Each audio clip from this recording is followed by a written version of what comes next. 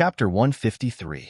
The match between BL, C, and God ended in less than 20 minutes.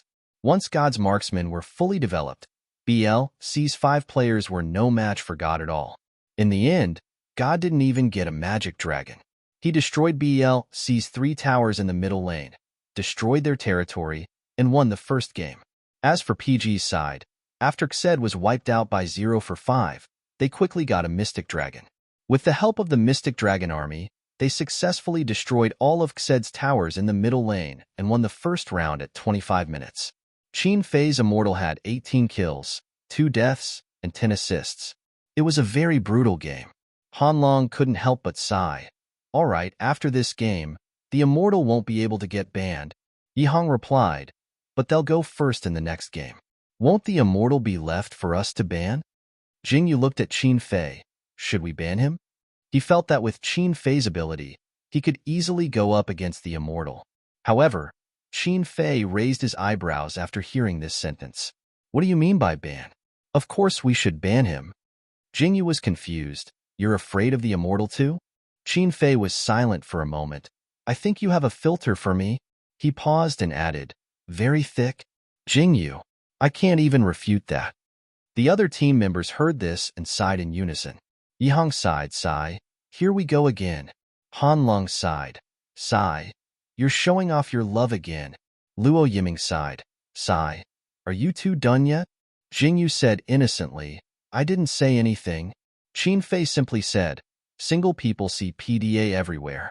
You guys should go find a girlfriend so you don't talk about it all the time. He paused. You can find a boyfriend too. Luo Yiming, fuck off, I'm straight. Yihong, tisk, what's the rush? We're still young. Han Long, that's right. It's better to have nothing than to have something substandard, understand? Really? After a short intermission, the 4 teams quickly began the second round of the competition. Since Xed had lost the first round, they were the first to start the second round. They gave Fleeting Shadow to the first ban. This was completely within PG's expectations. They are very afraid of being caught. Perhaps we can snatch the sword burial. Jingyu said, banning the Realm God. After some hesitation, Xed's second ban was given to Nine-Tailed Fox. Yihong raised his eyebrows. Their singles are so good. I thought they would use Nine-Tailed Fox. Jingyu, the enemy's mid laner is good at positioning and waiting for an opportunity to counterattack, so he needs demons with strong survivability. Nine-Tailed Fox's burst damage is high, but it will die upon contact, so it doesn't suit his playstyle. Yihong, that's true. While the two were talking, they banned Scarlet Fury and left the Undying for last. Luo Yiming looked at Scarlet Fury and was a little confused. Not banning Bloodcarp? Yihong explained, the enemy's mid laner's Bloodcarp is good, but Scarlet Fury can't be bad if he can play Bloodcarp like that. Scarlet Fury's mid laner is more advantageous, so it's better to give Bloodcarp to the enemy. It was Xed's turn to choose their last ban. PG hoped that they could ban the Undying. That way, Xed would have one less ban and they would have one more ban. Unfortunately, after Xed suffered a loss to the Undying, not only did their IQ not decrease, but it also increased. They gave the third ban to Moonshade Spider. There was no other way. PG could only ban the Undying for the last ban. Then, Xed's first ban was Bloodcarp. Yihong, Bloodcarp is really a mid laner? Then what should I choose? Jingyu, wait a moment. We'll grab the Archer first, and then grab Sword Burial. On PG's side, they locked onto Dark Cupid and Buried Sword. An Archer and a top laner, both of them had displacement. Isn't Xed good at sneaking away? We all have displacement demons. Let's see how you can sneak away. Obviously, Xed had discovered PG's strategy and couldn't choose their second and third positions. At the moment when the countdown was about to end, they finally chose Satan and Wind of Condensation, a top laner with acceleration skills and an archer with displacement skills. Seeing this lineup, Aban's eyes lit up. This round, PG and Xed's demons are very flexible. I feel like it'll be very confusing. It was PG's turn again. They decisively chose Heijiao and Bladeless Man. Then, Xed's last 2 positions were Azrael and Flower in the Mirror. Azrael? Luo Yiming thought he saw wrong. He carefully checked Xed's lineup and confirmed that he saw 2 warrior-type demons. Satan and Azrael. Who's the top laner and who's the jungler? Normally, Satan is the jungler, Qin Fei said. He paused and added, but if it's said, it's hard to say. Yihong. It's been a long time since someone used Azrael as a jungler. Azrael used to be a strong top laner in this version. However, after the Undying appeared, his presence became weaker and fewer people used him. When Jingyu first joined PG, Azrael's jungler was quite popular. He also practiced for a while, but he was not used to it.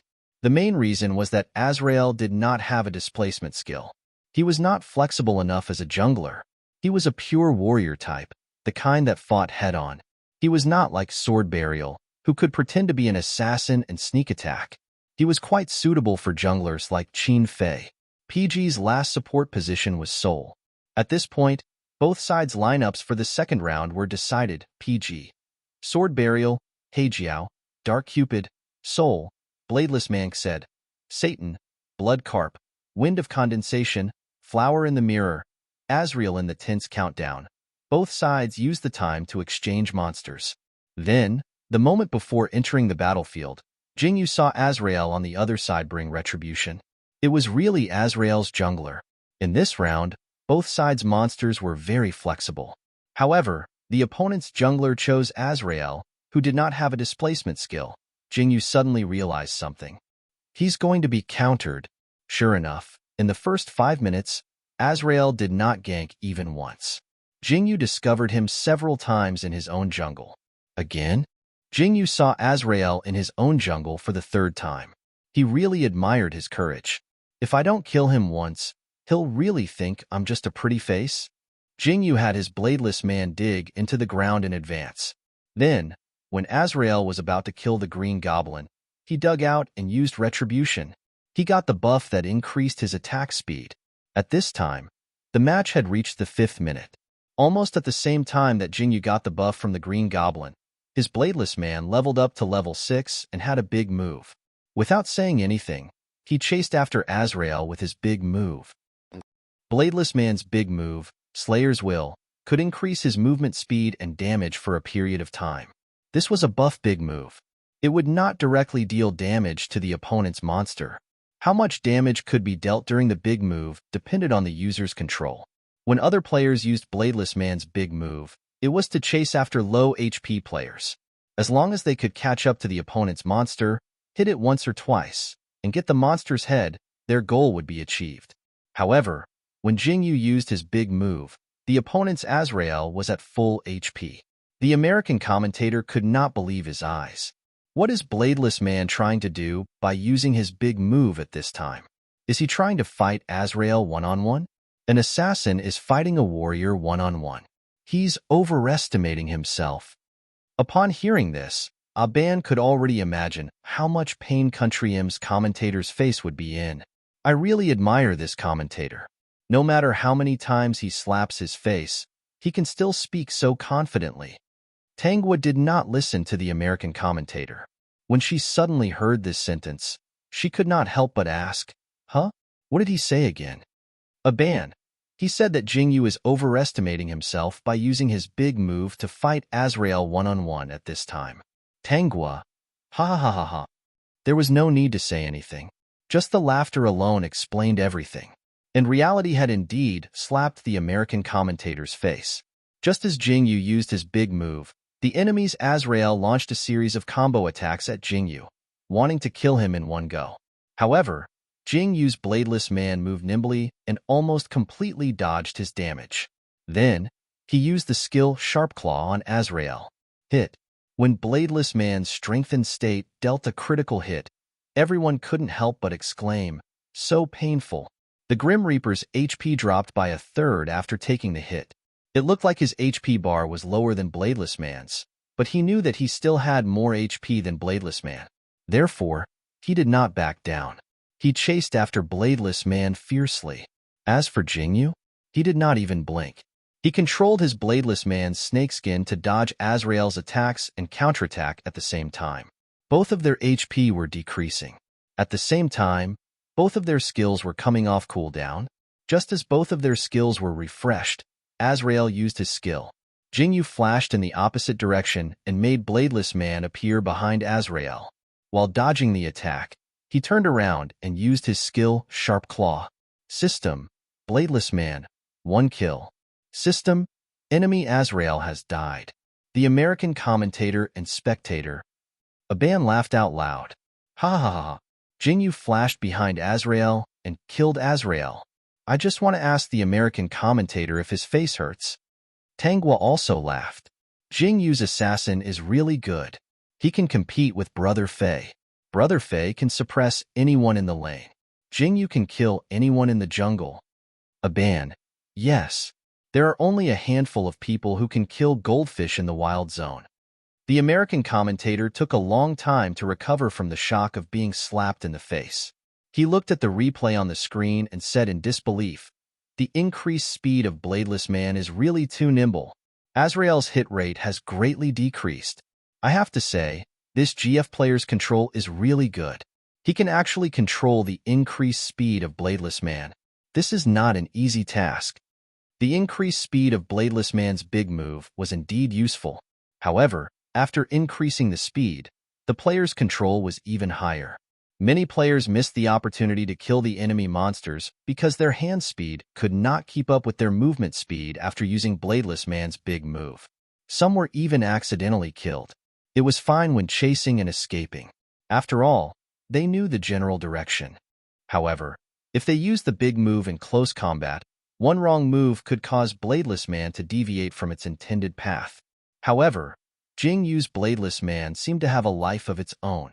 In the replay, his every dodge and attack was just right. There was no extra movement, and he minimized his mistakes.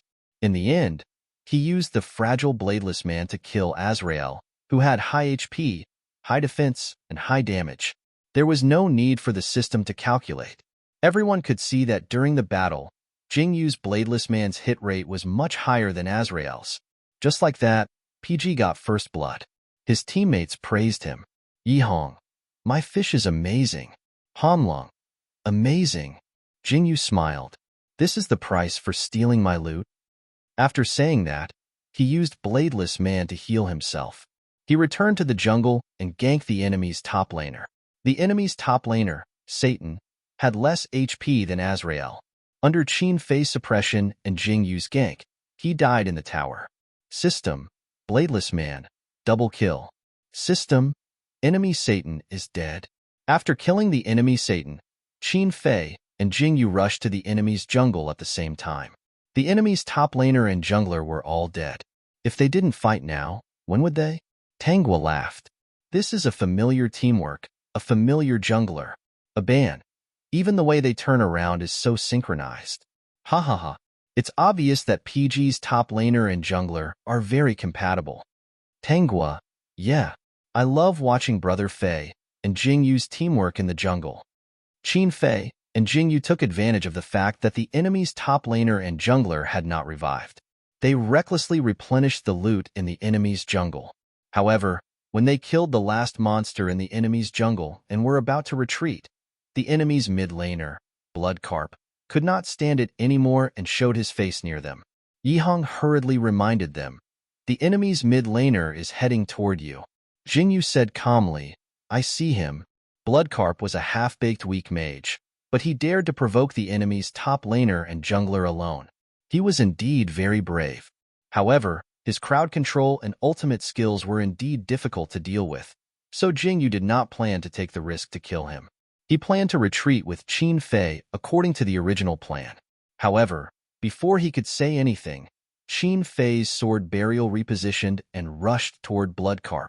Jingyu: Qin Fei, kill them. Kill them all. Jingyu: == fine. Kill them all. Although it was a little risky, it would not be a PG if he did not do it. A PG would not let go of any kill that could be obtained. Therefore, Bloodcarp, who originally only wanted to scare off Qin Fei and Jingyu, was shocked when he suddenly saw the two rushing toward him. He decisively used his ultimate and directly smashed Qin Fei's sword burial's head with a Koi's leap. Qin Fei did not even blink. He used block to block part of the damage, but the other part of the damage took away half of his HP. However, Not only did he not retreat, he continued to swing his 40-meter-long sword toward Bloodcarp. Oh my God! Is he crazy? This action is tantamount to suicide. As soon as the Country M commentator finished speaking, he saw Jing use Bladeless Sacrifice burrow into the ground and arrive at the tower where Bloodcarp was hiding. Then, in the next moment, Qin Fei's sword burial rushed into the tower. Yi Hong's Heijiao flashed into the tower, and Jing used Bladeless Sacrifice burrowed out of the ground to use Sharp Claw. System: Bladeless Sacrifice, 1 kill. System: the enemy Bloodcarp has been killed. It all happened in an instant. After instantly killing Bloodcarp, Qin Fei's sword burial flashed out of the tower. Yi Hong and Jing Yu also left the tower one after another. When the troops entered the tower, the three of them worked together to destroy the tower. System: Bladeless Sacrifice, destroy the enemy's defense tower.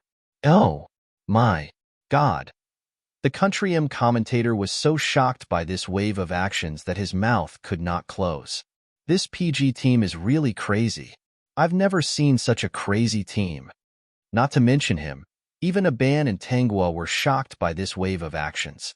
Abba, that's too cruel. As expected of a PG team. Tanghua, yeah, this wave of attacks is too fierce, but it's so fun to watch.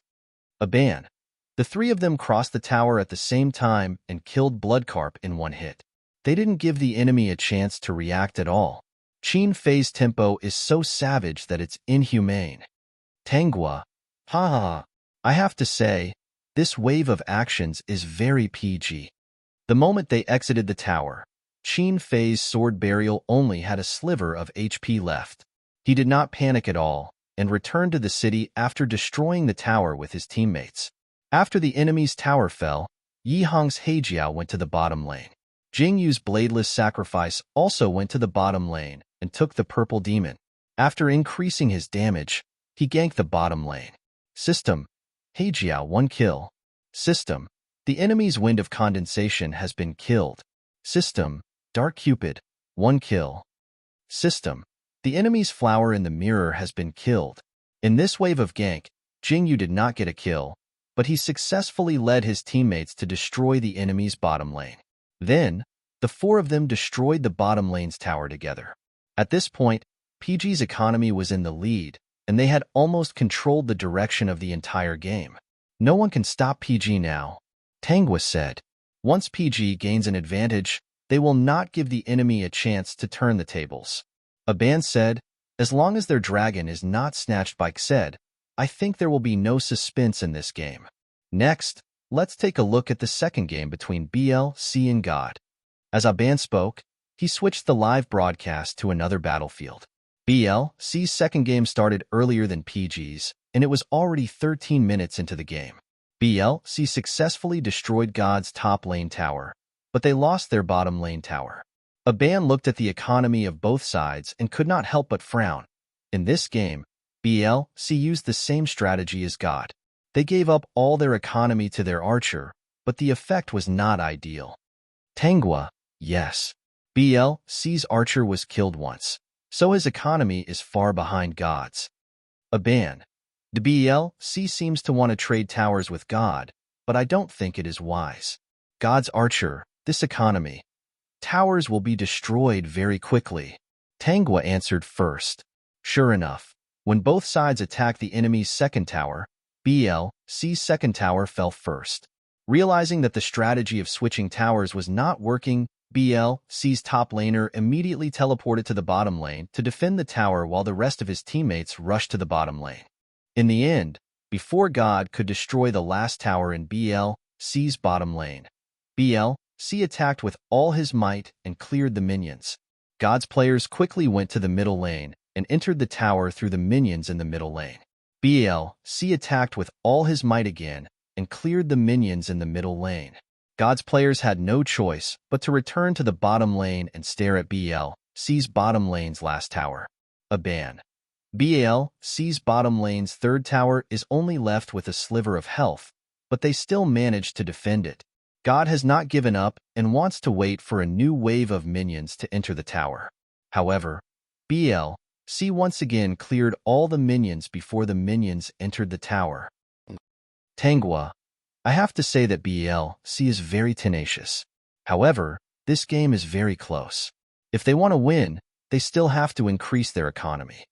Aban, yes, this game is very close. After failing to take down the last tower at the bottom lane of C twice in a row, God felt that there was no point in continuing the stalemate, so they retreated and went to fight the dragon. C's top, middle, and bottom paths were threatened by the small soldiers, and they had no choice but to split into 3 groups to clear out the enemy.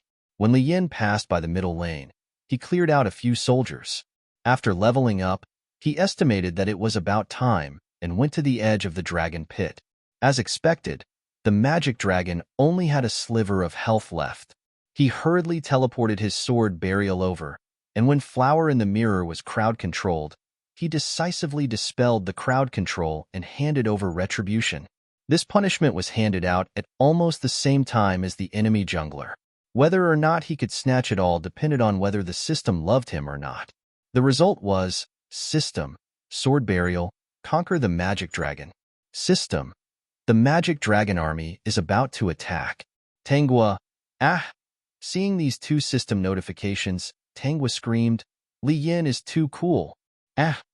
After Li Yin handed over retribution, he was killed by the enemy jungler in minutes. However, at this moment, he was undoubtedly the biggest winner. This dragon was stolen at the perfect time, and it raised the morale of C's low spirits. His teammates roared, Li Yin, you're awesome. Nice fuck. Too nice. Charge. We can win. Aban. At the critical moment, Li Yin used his sword burial to steal the magic dragon. That's amazing. Can C use this to turn the tables? Let's wait and see. At this moment, the Country M commentator was also paying attention to the second game between C and God. He was so shocked by this turn of events that he was speechless for a long time. Fong Luofan sat in the audience and couldn't help but laugh when he saw this scene. C was a team that defeated PG 4-3 in this year's domestic professional league and won the finals. They wouldn't lose so easily. Unlike PG, who was insanely strong in the early stages and gradually showed signs of weakness in the later stages, C was the type that became more and more stable as the game went on. If God couldn't end the game in the early stages like they did in the previous game, then C would become more and more difficult to deal with in the later stages. PG wouldn't let go of any kill that they could get, and C wouldn't let go of any chance to turn the tables. If PG was a beast, then C was a python that would tightly wrap around its opponent, suffocate them, and then swallow them into its stomach. It seemed that it was hard to say who PG's opponent would be in the finals. Chapter 154. Although C managed to snatch the magic dragon, God's archers were too strong and cleared the troops too quickly. The magic dragon army didn't have much of an effect. Even so, Li Yin still took the opportunity to steal 2 of God's towers and make up for her lagging economy a little. It was hard to tell who would win this round. However, PG and Xed had the situation completely under PG's control. Xed's mid lane was getting more and more passive. From time to time, they would go to the dragon pit to take a look, afraid that PG would suddenly steal the dragon. PG had the advantage of stealing the dragon, so of course, they wouldn't let go of this opportunity. Once Xed's players weren't paying attention, PG would start to steal the dragon. Then, when Xed's players arrived, they would immediately retreat. Just like that, the magic dragon's health dropped and rose several times. Magic dragon, do you think I don't care about my reputation? At 18 minutes, Yihang's Heijiao brought the minions from the bottom lane over. Xed's archers had no choice but to go and clear them. Jingyu noticed it and immediately said, "Kill the dragon." Other than Yihang, all of PG's players rushed up to kill the dragon. Once again, the enemy's support and mid laner appeared. However, this time, Jingyu said, "Go, kill them all." Following his words, Hanlong directly used his Soul Flash to cast crowd control and successfully controlled the enemy's support and mid laner. The enemy jungler was originally crouching in the bushes. Seeing that the situation was bad, he turned around and wanted to escape. However, Jingyu's bladeless death caught up and chased him all the way. In terms of chasing and killing, who had a better advantage than Bladeless Death?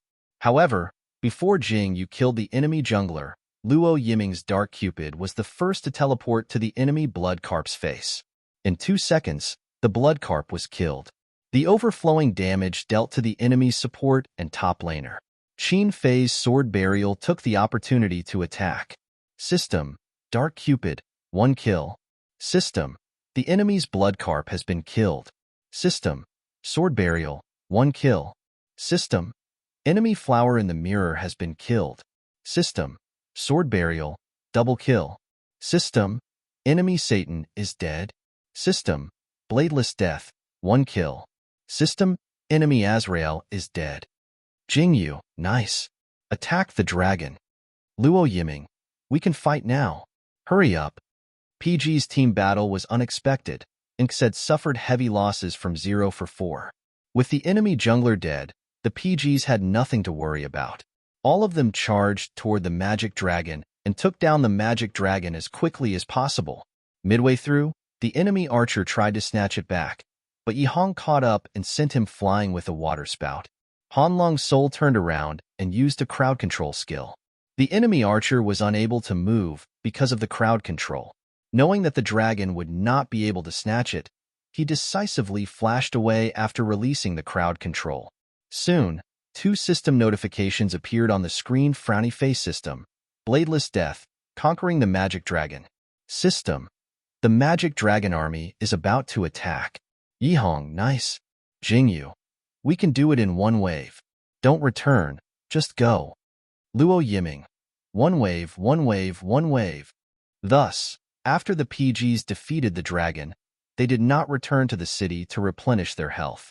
Instead, they followed the minions into Xed's second tower in the middle lane and destroyed it in minutes. When they were destroying the 3rd tower, the enemy archer Wind of Condensation used his long arms to wipe out the minions. The PGs lost their minions, but they did not want to let go of the tower with low health. Qin Fei said, "We can kill it." They directly rushed into the tower. Jing Yu immediately let his Bladeless Death drill into the ground and came out from under the enemy Wind of Condensation's feet.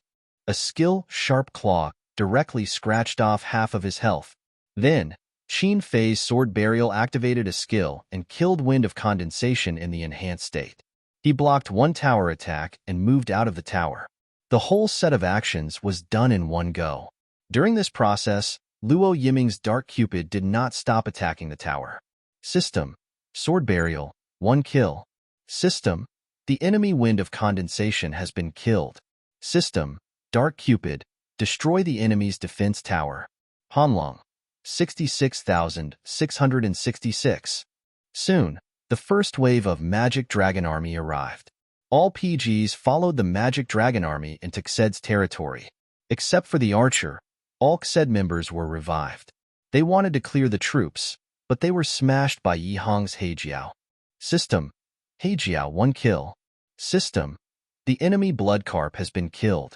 System: Heijiao, double kill. System: the enemy Flower in the Mirror has been killed. System: Bladeless Death, 1 kill.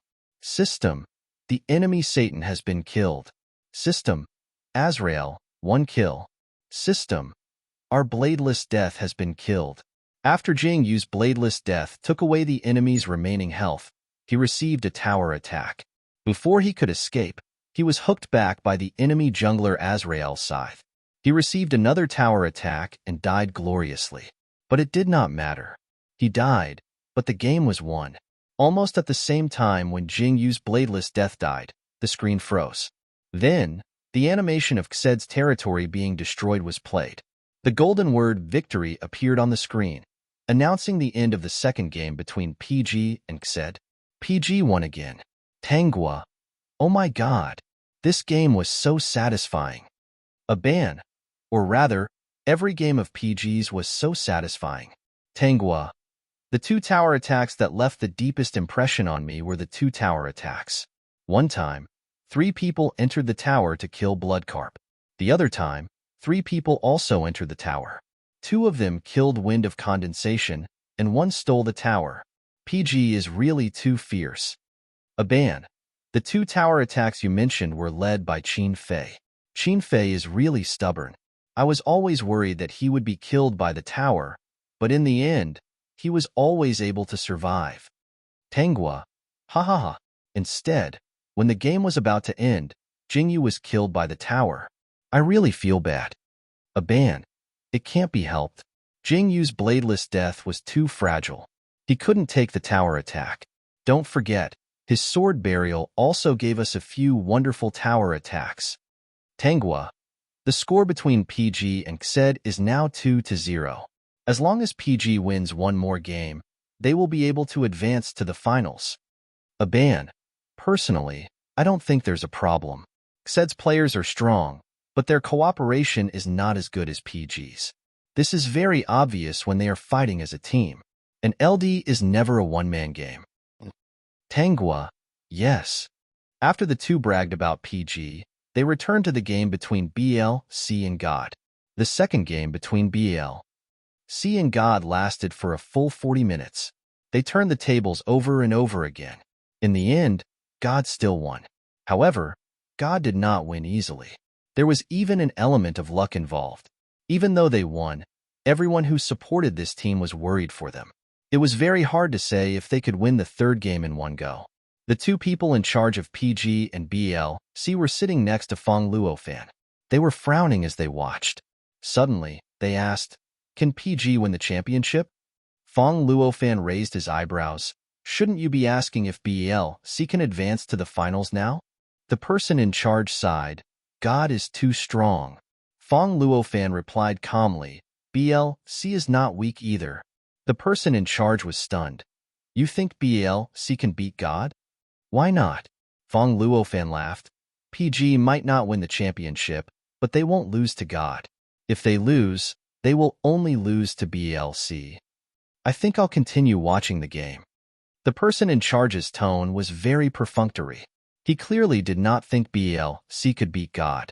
However, he could not be blamed. After all, he did not understand Lord Hintz. He could only see the 0-2 result. He could not see BL/C's fighting spirit burning behind the second game. BL/C was a team formed in the second season. Initially, it was just a team created by Li Yan's fans for Li Yan. Even Li Yan's earliest teammates were his fans. At the end of the second season of the professional league, BL/C barely made it into the top 8. Almost everyone thought that Li Yan had taken the top 4. Then, they scolded his teammates again and again. They felt that they were dragging Li Yan down. Hence, some of his teammates left in a fit of anger. BL/C underwent a huge change. Then, in the third season of the professional league, BL/C made it to the 4th place. In the 4th season of the professional league, BL/C took 3rd place.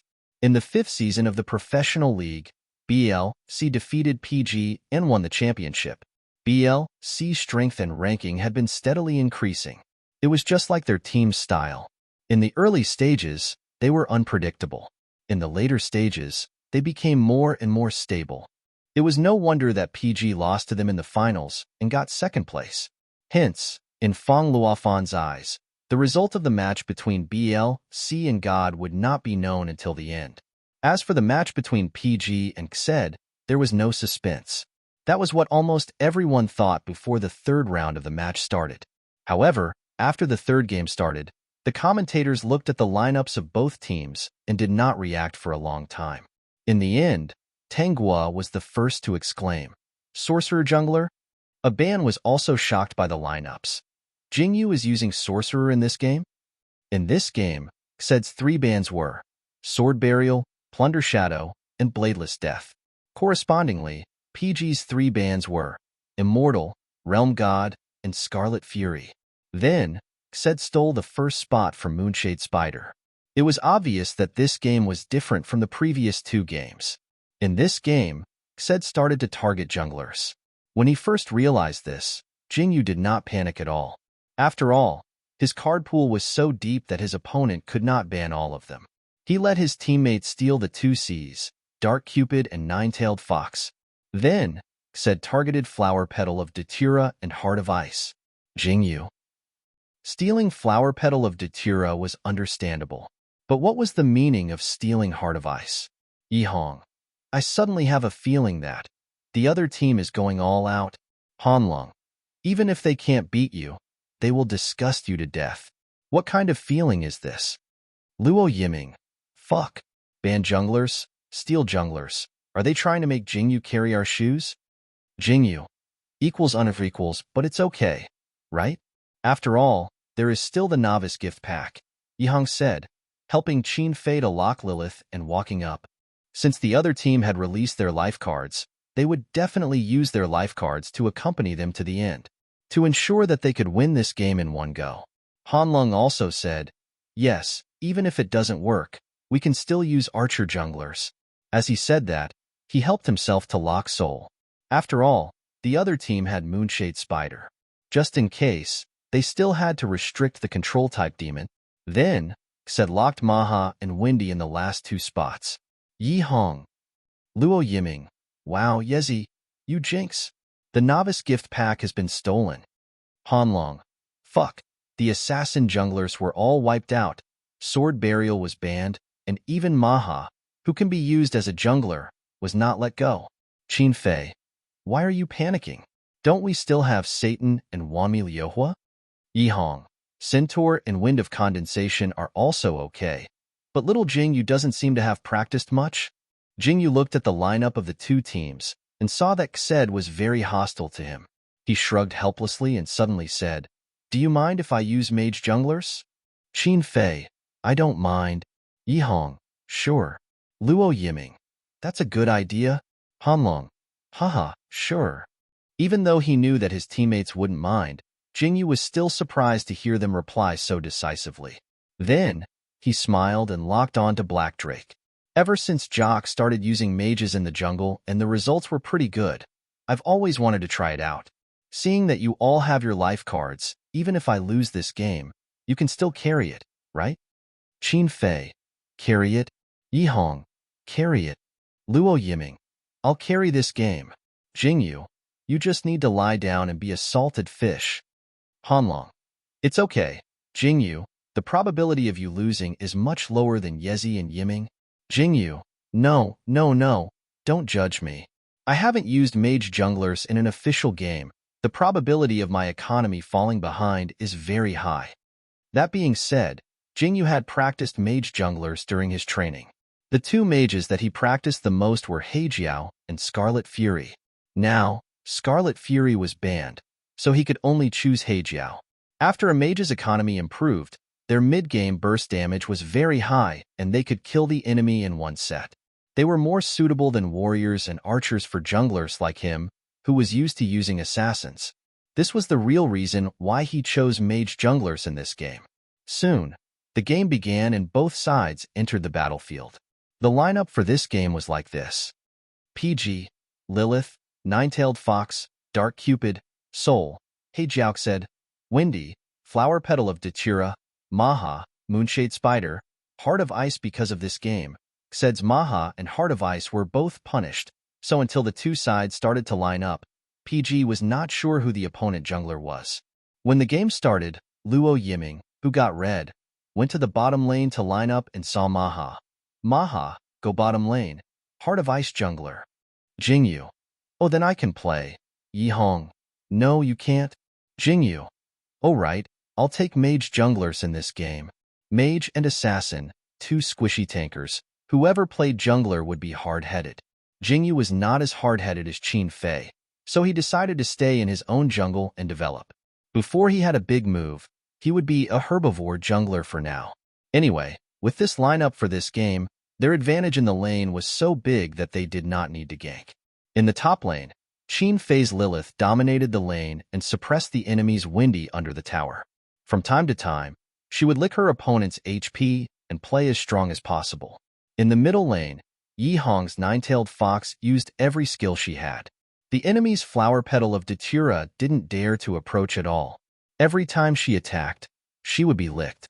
Once her HP was low, she could only return to the city to recover. In the bottom lane, the enemy's Moonshade Spider rushed over to control Luo Yiming's Dark Cupid, but Luo Yiming used displacement to escape. Then, Hanlong used Soul to control Luo Yiming, and Luo Yiming took the opportunity to deal damage. killing both the enemy's Moonshade Spider and Maha. In the end, Maha escaped, and the Moonshade Spider died on the spot. System: Dark Cupid, 1 kill. System: the enemy's Moonshade Spider has been killed. At this time, the game had only been going for less than 5 minutes. They didn't expect Luo Yiming to get the first kill so quickly. Jingyu looked at the positions of his teammates on the minimap.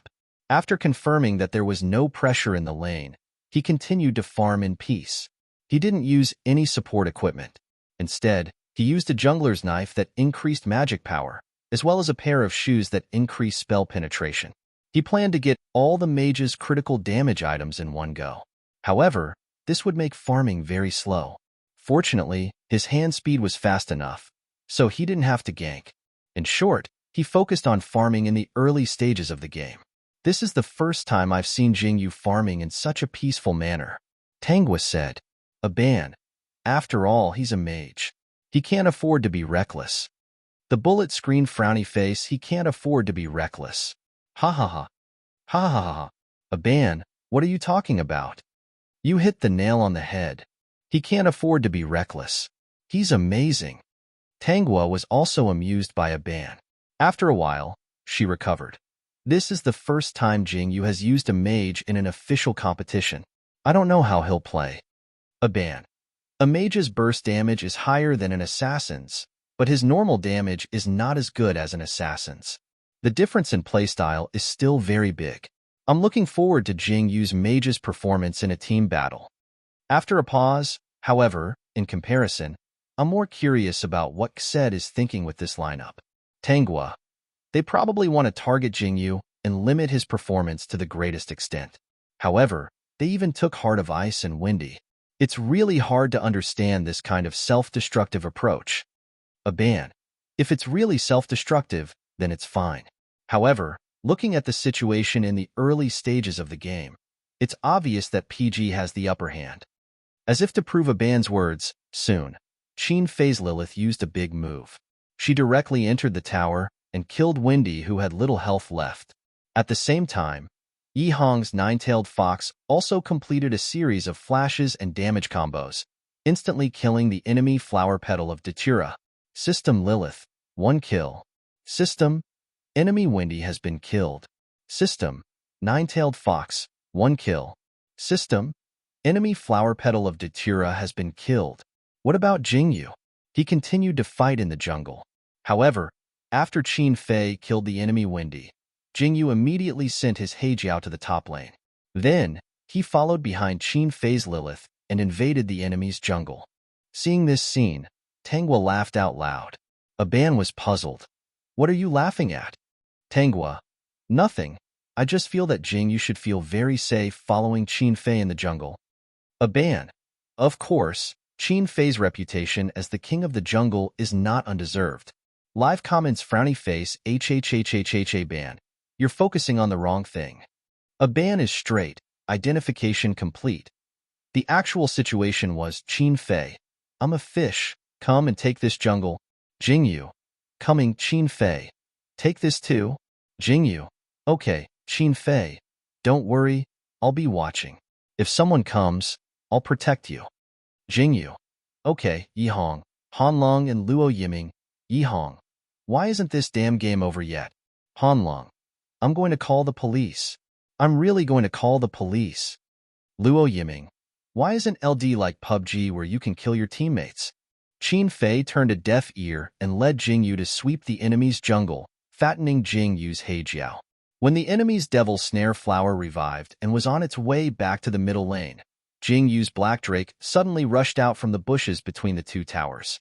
With a series of powerful skills, control skills, and damage, the enemy was instantly killed. System: Heijiao 1 kill.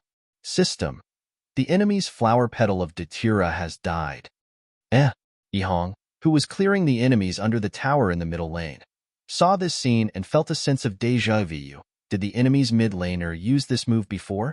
Jingyu replied leisurely, I learned it from the enemy. In the previous game, Xed's mid laner killed the enemy's mid laner with this move and got 3 kills in the enemy's jungle. At this moment, he couldn't dodge the same move. The enemy's top laner, Windy, saw this and had to leave the jungle and return to the top lane to clear the enemies. After clearing the first wave of enemies, she wanted to go back to the jungle, but she was forced back to the tower by Qin Fei. 10 minutes later, the magic dragon respawned, and Xed took the initiative to attack, but Hanlong's soul disrupted their rhythm. Then, Yihong and Jingyu used their big moves at the same time. The two mages' big moves killed a lot of Xed's players. Luo Yiming's Dark Cupid moved and flashed, killing all of Xed's remaining HP. In the end, Xed was wiped out in a 0-for-5 exchange. Then, without anyone's interference, PG was able to grab the Mystic Dragon without any worries. System: Heijiao, conquer the Magic Dragon. System: the Magic Dragon army is about to attack. But this time, when the two system prompts appeared, the 5 of them were very calm. They weren't as excited as they were when they got the Magic Dragon in the previous games. Jingyu even said, "It's rare for me to get a mage to fight in the jungle, but they didn't give me a chance to play well." "Wow, little Jingyu, you're full of yourself," Yihang said, but he felt a little bored. After a moment of silence, he couldn't help but add, "How should I say this? I feel like Xed has given up." Hanlong, maybe it's the last game. They tried a new formation and strategy, but it didn't work out as expected, so they gave up. Luo Yiming, their formation for this game is a bit like 7, but they didn't have the pressure of 7 at all. They also made a lot of mistakes. "Even so, we won't be merciful." Suddenly, Qin Fei said this. Hearing this, Jingyu couldn't help but laugh. "Well, you're right. Qin Fei, let's win, and then we'll see who our opponent is in the finals." Jingyu, "Okay, let's win in one go." Chapter 155. After PG took down Magic Dragon, he destroyed all of Xed's towers in the middle lane and won the third game. At the same time, he won the semifinals. Another 3-0. It was so smooth that it felt like a dream. Yihang said, "To be honest, when I fell asleep on the plane, I had a nightmare. I dreamed that I was beaten to death by a foreign team." Luo Yiming said, "Ha, you were beaten to death by Ri's sword burial right from the start." Yihang said, "I can't refute that." Hanlong couldn't help but laugh and said, "I know what Yezi means. He thinks that the International Invitational Tournament went much smoother than expected." Yes. Yihang nodded. "I thought that it would be good enough if we could make it to the semifinals. I didn't expect to make it to the finals so smoothly. Look at our record. Other than the 3-1 against Death, we're 3-0 against the other teams." Luo Yiming said, "That means we're strong." Hanlong said, "That's right." Luo Yiming was as carefree as ever, but there was nothing wrong with his words. There was no such thing as the strong always win, only the strong always win. After thinking this through, Yihang couldn't help but laugh. "Yes, we are very strong. We can be the champions." Xed voted Jingyu as the MVP. When Jingyu came to the front of the stage, the host asked him a few questions in a hurry. He also answered a few questions in a hurry before the show ended. That was because both the host and Jingyu were anxious to see the results of the match between BL, C, and God. The third game between BL, C, and God was not over yet. After 30 minutes, both teams' finances were on the rise. At the 32nd minute, Li Yin led the team in a wave of attacks. His Satan went straight for the enemy's backline and used a series of combos to take out the enemy's archers. In the end, he traded 1-for-5 and eliminated God. On Ball C's side, he was the only casualty. After that, Ball C took down the Magic Dragon and went to the jungle to get the Underworld Phoenix so that Li Yin could revive immediately. The dragon that was taken down in 30 minutes was no joke. It was so fat that God's side couldn't even touch it. After God's archers resurrected, they immediately cleared out the Magic Dragon army in the middle lane, but Li Yin still stole the towers in the upper and lower lanes. Li Yin's ability to steal towers could be said to be one of the best. Even if there were soldiers at critical health, he would still be able to seize the opportunity to sneak in and steal a wave. Jingyu was sitting in the waiting room, watching the live broadcast on his phone. When he saw this scene, he couldn't help but say, "Ball C is going to win." "I think so too," Yihang said. "This Magic Dragon army is enough to give Ball C a hard time." That was indeed the case. Using this magic dragon army, Ball C took down all the towers in God's 3 lanes in one go. Then, he rushed into God's territory and killed the enemy archers once again. At this point, there was no suspense in this match. Ball C's archers kept shooting towers, and the status bar of God's territory dropped at an irreversible rate. Finally, the screen froze and the animation of God's territory being destroyed played. The 2 golden words "victory" appeared on the huge screen in the stadium. The people in charge of PG and Ball C let out a long sigh of relief. Fong Luofan laughed. "I told you that Ball C wouldn't lose that easily." The person in charge pursed his lips and said seriously, "God is still in the lead." Fong Luofan, the pressure on the leading team to lose is very high. Adjusting one's mentality is also very important in an esports match. The person in charge replied dryly, "I hope Ball C can win." Fong Luofan could tell that the person in charge wasn't optimistic about the match between Ball C and God. However, since he was nervous, it meant that he still had some expectations for Ball C to beat God. In comparison, PG's team was quite optimistic. Luo Yiming. "Let's go, Ball C. Take down God." Yihong. "We agreed that we would enter the finals together. Whoever gets eliminated first is a dog." Hanlong. "Li Yin. Bring out your aura as the #1 jungler." Even Jingyu said, "If you can't enter the finals, don't come and fight me one-on-one." Hearing this, his teammates couldn't help but laugh. Jingyu and Li Yan's daily duels were known by the entire League of Legends. Jingyu was competitive and Li Yan was aggressive.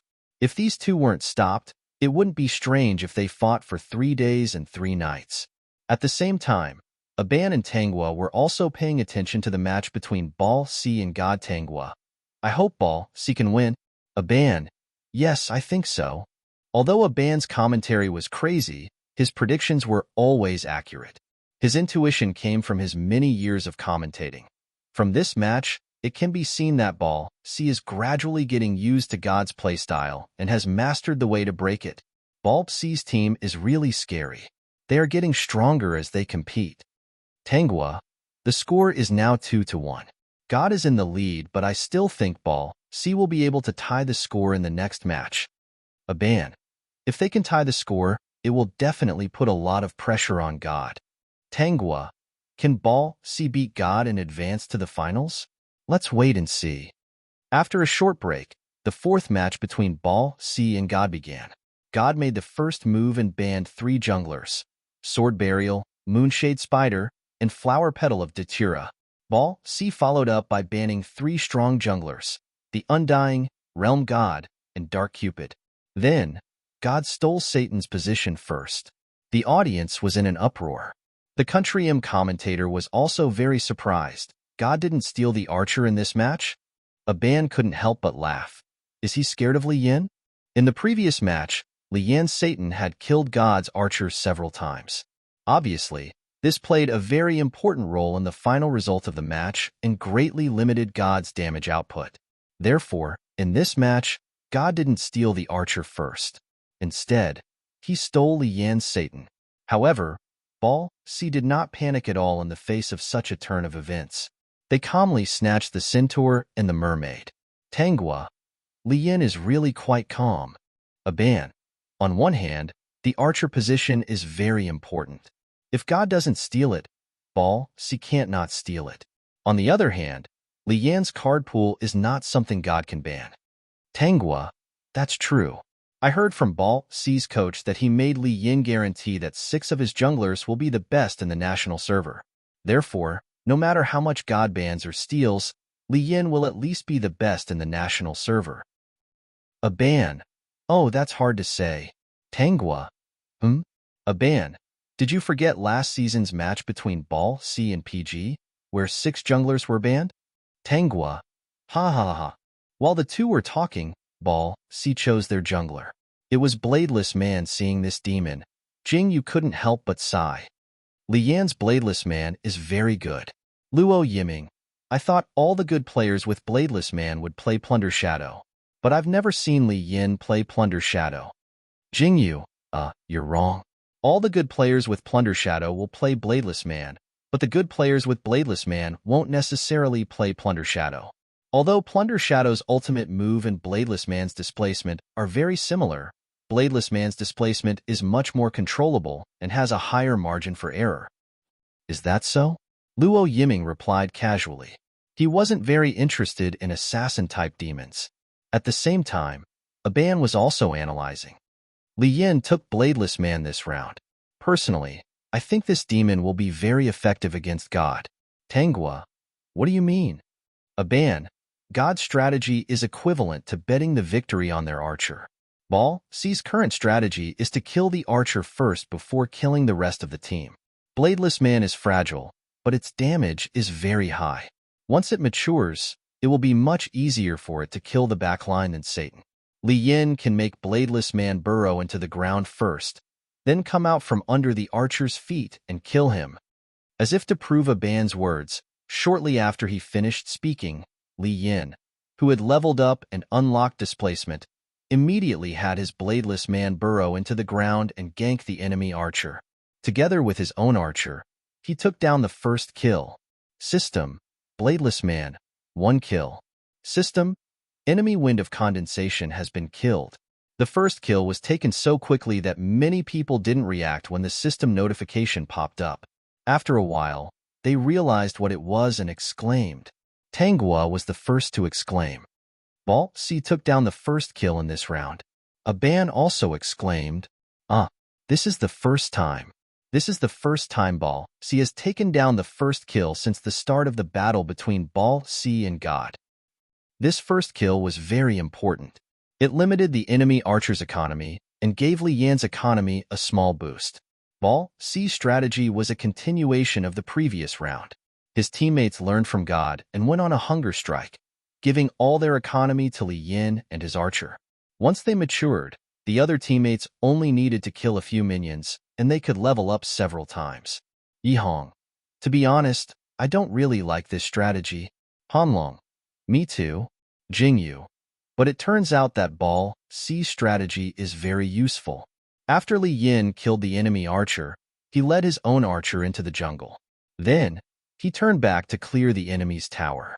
They used the fastest speed to obtain the biggest early game economy advantage. They destroyed the enemy's bottom lane tower and took down the magic board's vision. Qin Fei raised his eyebrows. Does this count as giving him a taste of his own medicine? Yihong, forget it. God had taught Ball C the hunger strike, and Ball C was using the same tactic to suppress God. At the 11th minute mark, the two sides had engaged in a group battle. Li Yin had his Bladeless Sacrifice burrow into the ground and come out from under the enemy archer's feet. With a series of combo attacks, he finished off the archer. Then, he went on a killing spree and blinked away with only a sliver of health remaining. This scene made Tanghua scream uncontrollably. Li Yin is so handsome. Aban. Not only did he get 3 kills, but he also survived. Amazing. In this group battle, Bala C had gained an unprecedented advantage by trading 5 for 0. After they won, they did not fight the dragon. Instead, they chose to push the tower. All Bala C members gathered in the mid lane and followed the minions to push down God's 2 towers. Then, their top laner and support were in charge of vision. The mid laner was in charge of clearing the minions. Li Yin led the archer into the jungle. After stealing from God's jungle to their heart's content, they went to the bottom lane to get a magic board and push down God's second bottom lane tower. Aban, Bala C is really proud of himself for this round. Tanghua, yeah. The first 3 rounds were so frustrating. Although he won the 3rd round, it was very difficult to win. It was not as satisfying as this round. Aban, Bala C is getting more and more comfortable. In the first 2 rounds, he was led by the nose by God. In the 3rd round, he started to grasp the strategy. In this round, he controlled the situation from the start. I think they have a high chance of tying the score in this round. At the 18-minute mark, Li Yin went into the jungle alone. He met the enemy archer in a narrow path and killed him without saying a word. Then, he and his top laner surrounded the enemy jungler. After killing him, he sent a signal to his teammates to gather at the dragon pit. With the enemy archer and jungler dead, the others did not have the right to steal the dragon from Bala See, Li Yin killed the magic dragon with a retribution. Then, after killing the enemy mid-laner, he started to chase after the enemy top laner. He could not have been more brutal. Luo Yiming. Ha ha ha. I can see that Li Yin is very angry. Han Long. He must have accumulated a lot of anger after being suppressed in the first 2 rounds. Jingyu. Why do I feel like he's just high and wants to kill more people? Jingyu was indeed someone who had played against Li Yin many times. He knew Li Yin better than his teammates. Li Yin was in a completely unsealed state. Run. Keep running. Do you think you can escape from me? Li Yin. Even if you run to the ends of the earth, I will kill you. His teammates were helpless. Yin, come back. Are we still going to push the tower? Li Yin. You guys push it. No one can stop me from killing people. Thus, while Li Yin chased the enemy top laner all over the map, the rest of Bala C followed the minions into the tower and pushed the last tower in God's mid lane. Before they entered God's territory and destroyed it, Li Yin finally killed the enemy top laner. Then, he did not forget his main mission.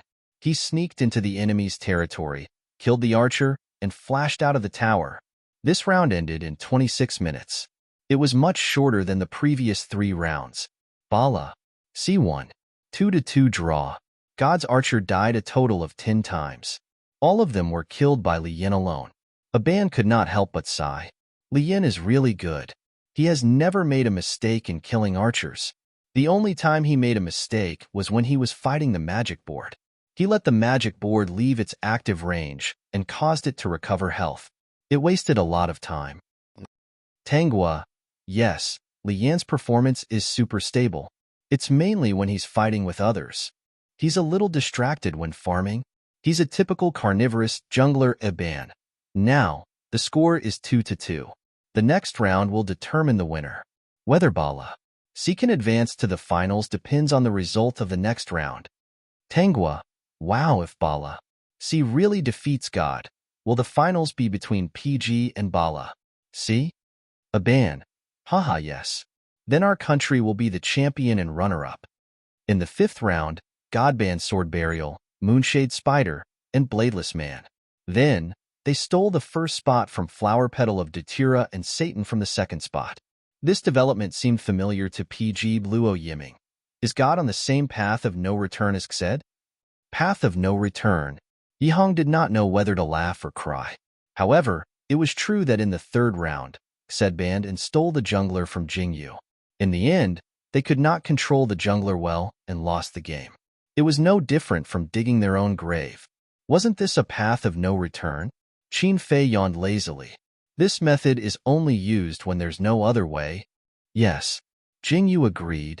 It's obvious that God is under a lot of pressure. They realize that they can't beat Bala C with their original strategy, so they're using unconventional methods. Yihong. Unfortunately, Xed has already proven that they'll lose even more miserably if they do that. Hanlong shrugged. There's no other way. If they change, they'll die. If they don't change, they'll die. So, should they change or not? In this situation, they can only choose to change.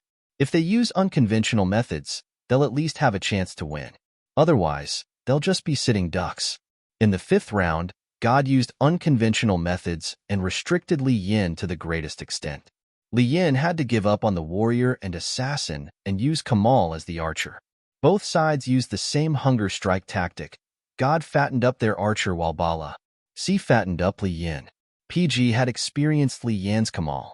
This devil that could be both an archer and a mage, in Li Yan's hands, could only be described as confusing. Many times, when they faced off against Li Yan's Kamal, they wouldn't even know how they died. In this round, perhaps because Li Yin used the archer, Bala C's strategy changed. They no longer waited for Li Yin to kill the archer before swarming up to wipe out God. Instead, they copied God and used defensive equipment.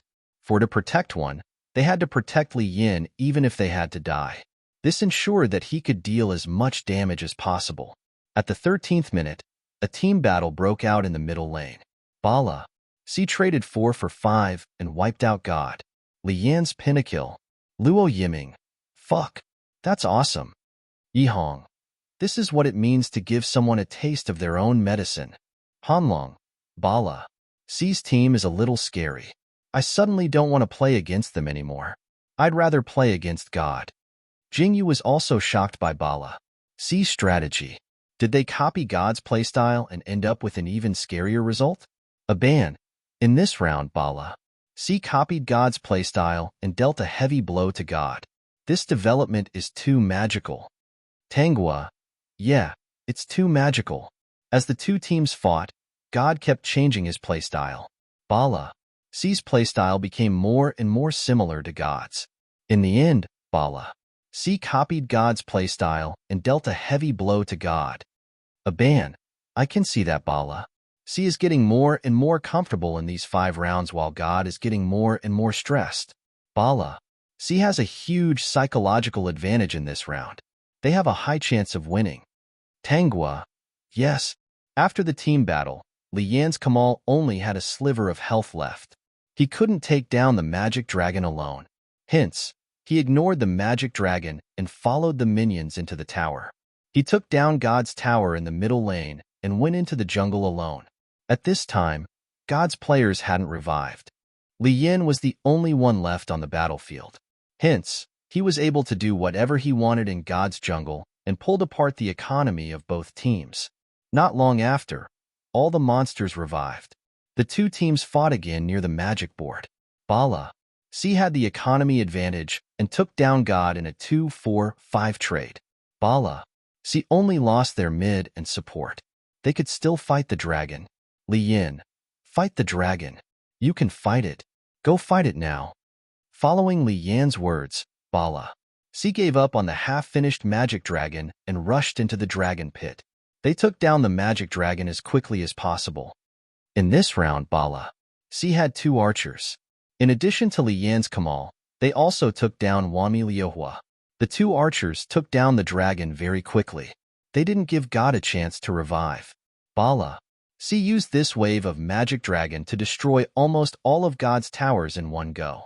When the 3rd wave of magic dragon was cleared out by God, only the top 3 towers were still standing.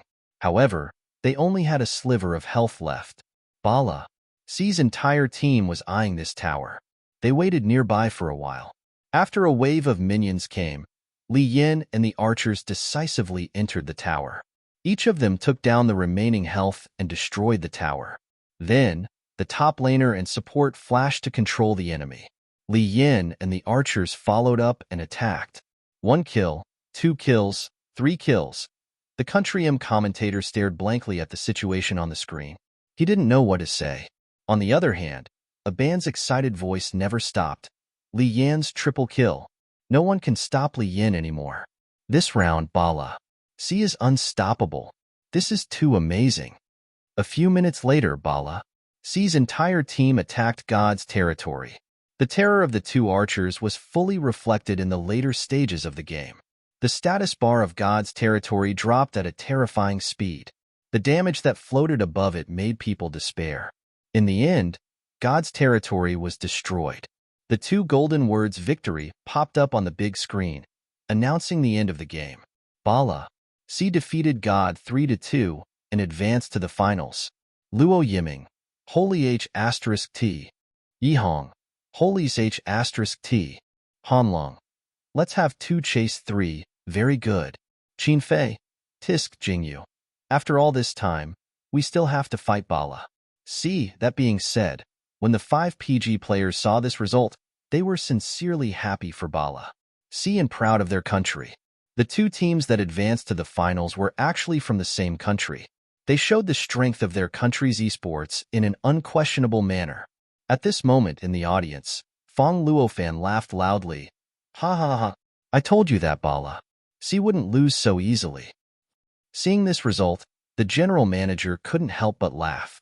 This way, they could be considered the champion and runner-up of the International Invitational Tournament. No matter the result of the finals, the glory belonged to their country and they could watch without any pressure. Aban and Candy's live broadcast rooms had gone crazy. Everyone was celebrating to their heart's content, as if the competition involving the 8 countries had already ended. Looking at the screen full of messages, congratulations to Bala. C. Congratulations to PG. Let the whole nation celebrate together. A band couldn't help but laugh. Okay, let's congratulate PG and Bala. C for being the champion and runner-up of the first International Invitational Tournament. Tangwa also smiled. Next, we will broadcast the friendly match between the two teams. Please relax and watch. Chapter 156. On the way back to the hotel, Luo Yiming suggested that they celebrate with a big meal, but was rejected by his teammates with 4 votes. Jingyu. There's still the finals in the afternoon. It's not too late to celebrate after the finals. Luo Yiming, okay. Hanlong. By the way, where's the coach? Yihong. He's playing Tai Chi with BLC's coach. Hanlong. Huh? At this moment, Fong Luofan was walking side by side with BLC's coach, chatting as they walked. BLC's coach. Look, we're from the same country. It's not good to kill each other in the finals. Why don't we just do it for show? Fong Luofan. Yes, we can't kill each other. Friendship comes first, competition comes second. BLC's coach. So don't ban sword burial. It wasn't easy for Ah Yin to get this life item. Fong Luofan. Yes. Don't ban Plunder Shadow and Nine-Tailed Fox either. They're all children's lives. We have to treat them equally. BLC's coach. This? Nine-Tailed Fox can be released, but isn't it a bit inappropriate to release Plunder Shadow? Fong Luofan. We already said that it's just for show. What's wrong with that? If you want to release them, then release them all. BLC's coach. You guys release Sword Burial. We'll release Nine-Tailed Fox. It's fair for each team to release one, right? Fong Luofan. Yes. It's fair for each team to release one. So release Plunder Shadow. Isn't it fairer for each team to release one jungler? BLC's coach. That won't do. Look, your Jingyu knows how to use Sword Burial, but our Ah Yin doesn't use Plunder Shadow. If we release Plunder Shadow and you guys steal Sword Burial, wouldn't that be awkward? Fong Luofan. That won't happen. Jingyu won't try to steal Sword Burial when his Shadow Plunder is released. Don't worry about that. BLC's coach. Where's Qin Fei? This kid is really good at Sword Burial. Fong Luofan. Ha. Can't I just tell him not to snatch the Sword Burial? Didn't you say you just fight for fun? Why are you being so serious? BLC's coach. It's hard to say. It's not the first time that you PGs have done this. If we fall out now, it will damage the friendship between our brotherly teams. Fong Luofan. If you don't want to play, then play seriously. BO7, best of 7. Are you afraid that you won't be able to catch up? Balk's coach. That makes sense. Then, in the first match that afternoon, Ball C made the first move and gave the last ban to Fleeting Shadow. PG easily banned Sword Burial. Fong Luofan's heart didn't waver. He even wanted to laugh. He knew it would turn out like this. The 3 bans on both sides were PG. Undying, Moonshade Spider, Sword Burial BL. C. Realm God, Nine-Tailed Fox, Fleeting Shadow. Then, Ball C snatched the first ban from Kamal. Isn't this supposed to be a friendly match? Yihong said as he helped Luo Yiming to ban Dark Cupid. Qin Fei locked onto Lilith. You really believe that? We can play friendly matches with other teams, but forget about Ball C, Hanlong shrugged. With Li Yan's personality, do you think he'll go easy on us? Luo Yiming. Ha. Our Jingyu won't allow us to go easy on them either. Jingyu. Yeah, we're in the finals. Of course we have to win and get the trophy. While they were talking, Ball C locked onto Azrael and Kwangu. PG had a bad feeling about the 2 monsters with high HP and defense, but they still locked onto Scarlet Fury and Sarier as planned. Then, Ball C locked onto Satan and Wami Liuhua, while PG locked onto Heart of Ice. The final lineups of both sides were PG, Lilith, Scarlet Fury, Dark Cupid, Sarier, Heart of Ice Ball, C, Kwangu, Satan, Azrael, Wami Liuhua, Kamal. After the internal swap of monsters, Jingyu confirmed Ball C's lineups again. He finally understood why he had a bad feeling. Did Ball C use this lineup in the morning match? Yeah, Qin Fei confirmed. It was the last match against God. Luo Yiming. Fuck. They won't use God's strategy against us. right? Yihong, maybe. Jingyu was silent for a moment. 1 second before his character entered the battlefield, he gave the order, push the middle tower. Huh. Yihong didn't understand. Jingyu. Everyone gather in the middle lane and push the middle tower. Tanghua. The International Invitational Tournament has finally reached its final match. The two finalists are PG and Ball. See, look at them fighting for the trophy. There's no pressure at all, right? A ban. That's right. No matter which of these two battle teams becomes the champion, I can accept it. Tanghua.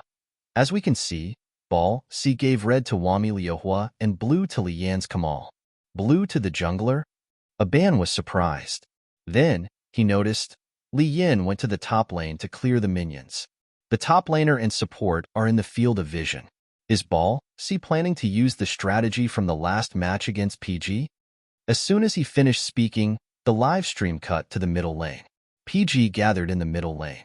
After clearing a wave of minions, they entered the tower along their own minions. They were inhumanly domineering. Ball, C's mid laner picked Satan. He was so shocked by PG's 5 players that he cursed. Before he could react, Qin Fei's Lilith had already licked him. The tower started attacking Lilith. At the same time, PG's other players attacked Satan. Each of the 5 players used a skill, and Satan's health dropped to the bottom in an instant. System, Dark Cupid, 1 kill. System, local Satan has died. The match had only been going on for a minute. PG was caught off guard when he took the first kill. Qin Fei's Lilith took 2 damage from the tower. Hanlong saved him by activating his shield in time. When he exited the tower, he only had a sliver of health left. To prevent Li Yin from coming after him, he had to return to the city. PG's other players used the wave of minions to attack the enemy's tower in the middle lane. Before the enemy archer could take down their tower in the bottom lane, they took down their tower in the middle lane. Then, everyone moved to the top lane and defeated Li Yan's Kamal, crippling Ball, C's top lane tower. Oh my god! Tanghua could not help but exclaim. PG's play is too brutal. Ball, C's middle lane tower is dropping so quickly. A ban. Obviously, they saw through Ball, C's strategy and planned to switch towers with them. This is the same strategy Ball, C used against God. However, Ball, C was too slow in pushing towers and lost. As he said this, Ball, C's archer took down PG's bottom lane tower. Then, PG waited for the second wave of minions to take down Ball, C's top lane tower. The match had only been going on for 5 minutes and 3 towers had been taken down. This speed was simply unprecedented. The bullet screen was a mess. Frowny face. Fuck. You're telling me this is a friendly match? This is the first time I've seen such a brutal friendly match. How is this a friendly match? This is a meeting between enemies. PG is really brutal. After taking down Ball, C's top lane tower, PG gathered in the middle lane and cleared the minions. They were eyeing Ball, C's middle lane tower covetously. Finally, Ball, C could not stand it anymore. Other than the archer, all the players gathered in the middle lane to defend the second tower. However, they realized, where's PG's jungler? A ban.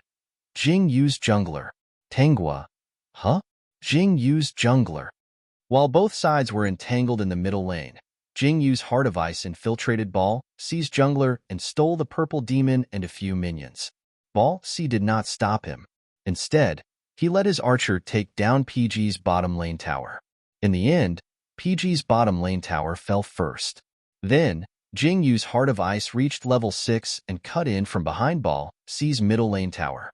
He froze Ball, C's 4 players with his ultimate skill and killed them all. System, Dark Cupid, 1 kill. System, enemy Satan has been killed. System, Dark Cupid, double kill. System, enemy Azrael has been killed. System, Dark Cupid, triple kill. System, enemy Quangu has been killed. Luo Yiming's Dark Cupid dealt extreme damage and obtained a triple kill. Jing Yu's Heart of Ice took most of the damage from the tower and sacrificed himself heroically. During this process, Li Yin realized that things were not going well and used Blink to escape. Qin Fei's Lilith used Blink to take away his remaining health. Then, he was killed by the tower. System, Kamal, 1 kill. System, Heart of Ice has been killed. System Lilith, 1 kill. System, Enemy Kamal has been killed. System, Kamal, double kill. System, Lilith has been killed. Just like that, PG killed ball, C in a 2 for 4 trade and destroyed ball, C's middle lane tower. System, Dark Cupid, destroy the enemy's defense tower. The match had only been going on for 7 minutes, and 7 people had already died. That was an average of 1 person per minute. This terrifying speed shocked everyone. Isn't this battle too intense? Tangwa couldn't help but exclaim. This match is too brutal for PG. It's a style that kills 1,000 enemies, but also kills 800 of their own. They're in a hurry. Aban explained. They're probably trying to take down ball, C's 3 towers in the middle lane before ball, C's archers have fully developed. They want to end the match as soon as possible. But from the looks of it, PG's 3 towers in the bottom lane will fall first. As if to prove Aban's words, after PG destroyed ball, C's 2 towers in the middle lane, Yihong and Luo Yiming immediately teleported back to the city. Han Long turned around and ran towards the bottom lane. Obviously, they wanted to save the 3 towers. The existence of the 3 towers was crucial. Once they were destroyed, they would be in danger of losing the match at any moment. Ball, C's archer heard Li Yan's reminder. He hesitated for a moment between continuing to attack the towers and retreating. He chose the former. Just as Ball, C's 3 towers were about to be destroyed, Yi Hong's Scarlet Fury and Luo Yiming's Dark Cupid arrived. The 2 of them blinked and cast crowd control, while the other moved and attacked. Ball, C's Wanmi Liuhua instantly lost half of his health, but he still persisted in attacking the towers. Finally, when the tower only had a sliver of health left, his health was cleanly wiped away by Yi Hong's Scarlet Fury. System, Scarlet Fury, 1 kill. System, enemy Wanmi Liuhua has died. Fuck. So close. Ball, C's archer couldn't help but yell. His expression was as if he had lost $1 billion. After Yi Hong killed Wanmi Liuhua, he immediately ordered his Scarlet Fury to clear the mid lane to prevent Ball, C from taking the opportunity to steal their tower. Luo Yiming's Dark Cupid, under the protection of Han Long, led the minions to the bottom lane. After Qin Fei's Lilith revived, he went straight to his top lane. Jing Yu's Heart of Ice was farming in his own jungle. Ball, C's players are starting to spread out. Aban explained. The current situation is that Ball, C has successfully destroyed Ball, C's first tower in the top lane and second tower in the middle lane. Ball, C has successfully destroyed Ball, C's second tower in the bottom lane. Ball, C's third tower is only 1 hit away. Both teams' finances are about the same, but Ball, C's archers' finances are much higher than everyone else's. Even though Ball, C has lost more kills than Ball, C, they still have the upper hand in this match. Oh my god. I'm so nervous watching this match. Tangwa said. Both teams' tempo is too fast. Both the kills and the towers are dropping so fast. I feel like the winner will be decided in the blink of an eye. Yeah. I half agreed. In this round, PG used a fast attack strategy. Ball, C had no choice but to cater to their strategy and increase his own tempo. This caused the game to progress very quickly. So far, neither side has gained an absolute advantage, so it's hard to say who will win. As soon as he finished speaking, the live stream cut to the bottom lane where the magic board was. Li Yin looked around and didn't see any Ball C's players. He stole the magic board by himself and was crippled by the magic board. He had no choice but to run away. Li Yan's teammates were speechless. Tangwa. Ha ha. Li Yan. I'm dying of laughter.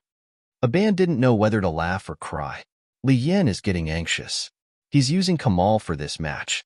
It's a little weak. With his current level and finances, he can't solo the magic board. He can wait for his archer to arrive. The livestream frowny face, is Li Yan here to be funny? I'm dying of laughter. Li Yan's daily mistakes. He's a little cute. Li Yan didn't waste much time on the magic disc. After 2 hits, he realized that it wasn't working and immediately retreated. He used discipline on the nearby monsters to recover his health and then began to farm. While he was farming, Han Long went to take a look at the magic board. There was no one there. Han Long. Do you want to fight? Jing Yu. Yes. You guys go first. I'll be right there. Li Yin should be nearby. Be careful. Luo Yiming. Okay, thus. Han Long led Luo Yiming to attack the magic board. Han Long supported and took damage. Luo Yiming's Dark Cupid was responsible for damage. However, just as the magic board's status bar was about to hit 0, Li Yan's Kamal suddenly rushed out of the bushes. With a big move, not only did it steal the magic board, but it also crippled both Han Long and Luo Yiming. Luo Yiming was shocked. Before he could react, he heard Jing Yu's calm voice. Go. After Jing Yu said this, he connected his heart of ice to Li Yan's Kamal and floated over. The blizzard effect swept across the screen, freezing Li Yan's Kamal into an ice sculpture. Luo Yiming's Dark Cupid moved over and attacked together with Jing Yu's Heart of Ice. Soon, the control effect disappeared. Li Yan wanted to use Flash to escape, but Jing Yu immediately caught up and threw an ice blade at him, piercing him. System. Heart of Ice 1 kill. System. Enemy Kamal has been killed. Seeing these two system notifications, Han Long finally reacted. Jing Yu, don't tell me you've been targeting Li Yin from the beginning? Jing Yu let his Heart of Ice continue to farm as he calmly said, I don't need the magic disc, but I must kill Li Yin. Ha ha ha ha ha. Luo Yiming laughed. You two are really archenemies. Han Long face-bombed. You're still laughing? Didn't you realize that Jing Yu sold you out? Han Long only complained in his heart, but he didn't say it out loud. However, even if he didn't say it out loud, someone else would. Yihong. Wow, little Jing Yu. You really sold your teammate out? Jing Yu had an innocent expression. Huh. How could that be? Aren't we all alive? Han Long. Jing Yu, you've changed. You're no longer the hard-working Jing Yu who single-handedly carried us with 5 kills. Jing Yu. == That being said, Yihong and Han Long both knew that Jing Yu's judgment was correct. BLC's archers were already dealing damage. If they took out the magic disc now, they would probably be killed before they could even reach the tower. However, if Li Yin died, BLC's economy would definitely be affected. Therefore, they didn't need the magic disc, but Li Yin must die. There was nothing wrong with that statement. Jing Yu. Now, everyone gather in the middle lane and push the tower. Following Jing Yu's words, PGs gathered in the middle lane and attacked the 3 towers in BLC's middle lane. However, even if Li Yan's Kamal died, they still had Wami Liuhua. When he saw PGs gathering in the middle lane, he hurriedly went back to the middle lane to clear the enemies, not giving PGs a chance to enter the tower. However, it didn't matter.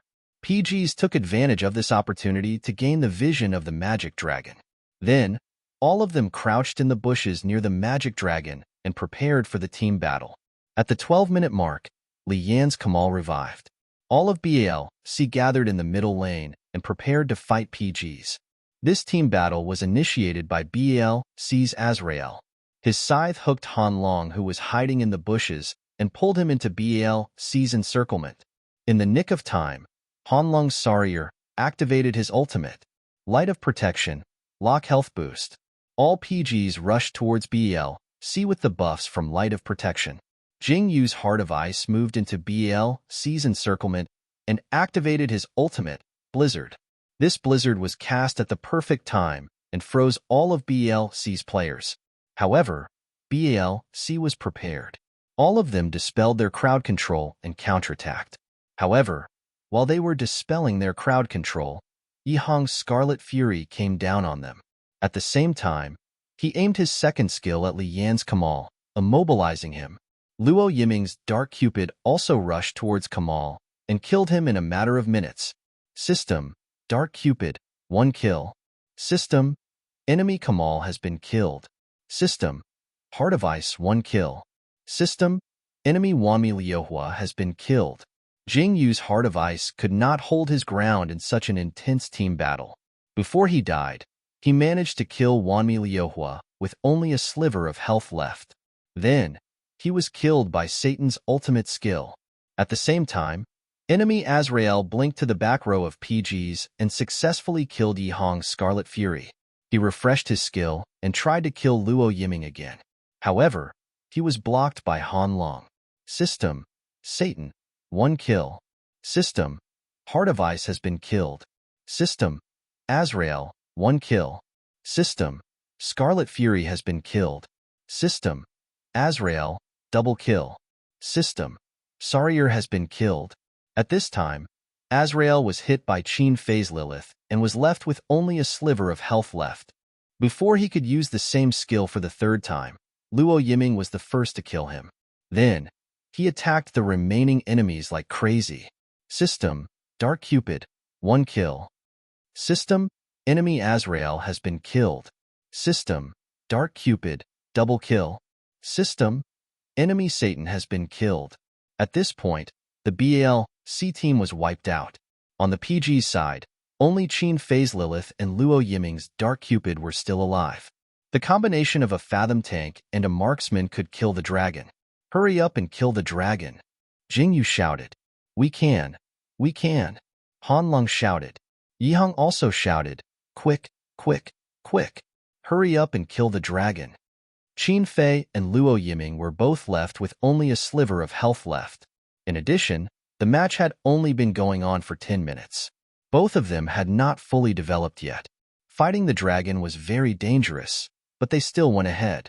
Because they knew that if they missed this opportunity, once the two marksmen of BLC developed, they would become more and more passive and eventually lose the match.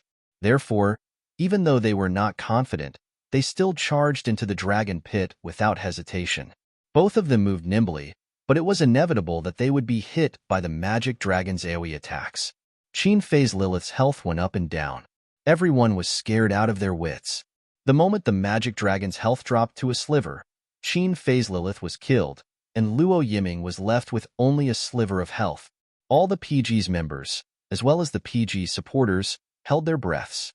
They were so nervous that their hearts almost stopped beating. In the next second, 2 system notifications popped up on everyone's screen's frowny face system.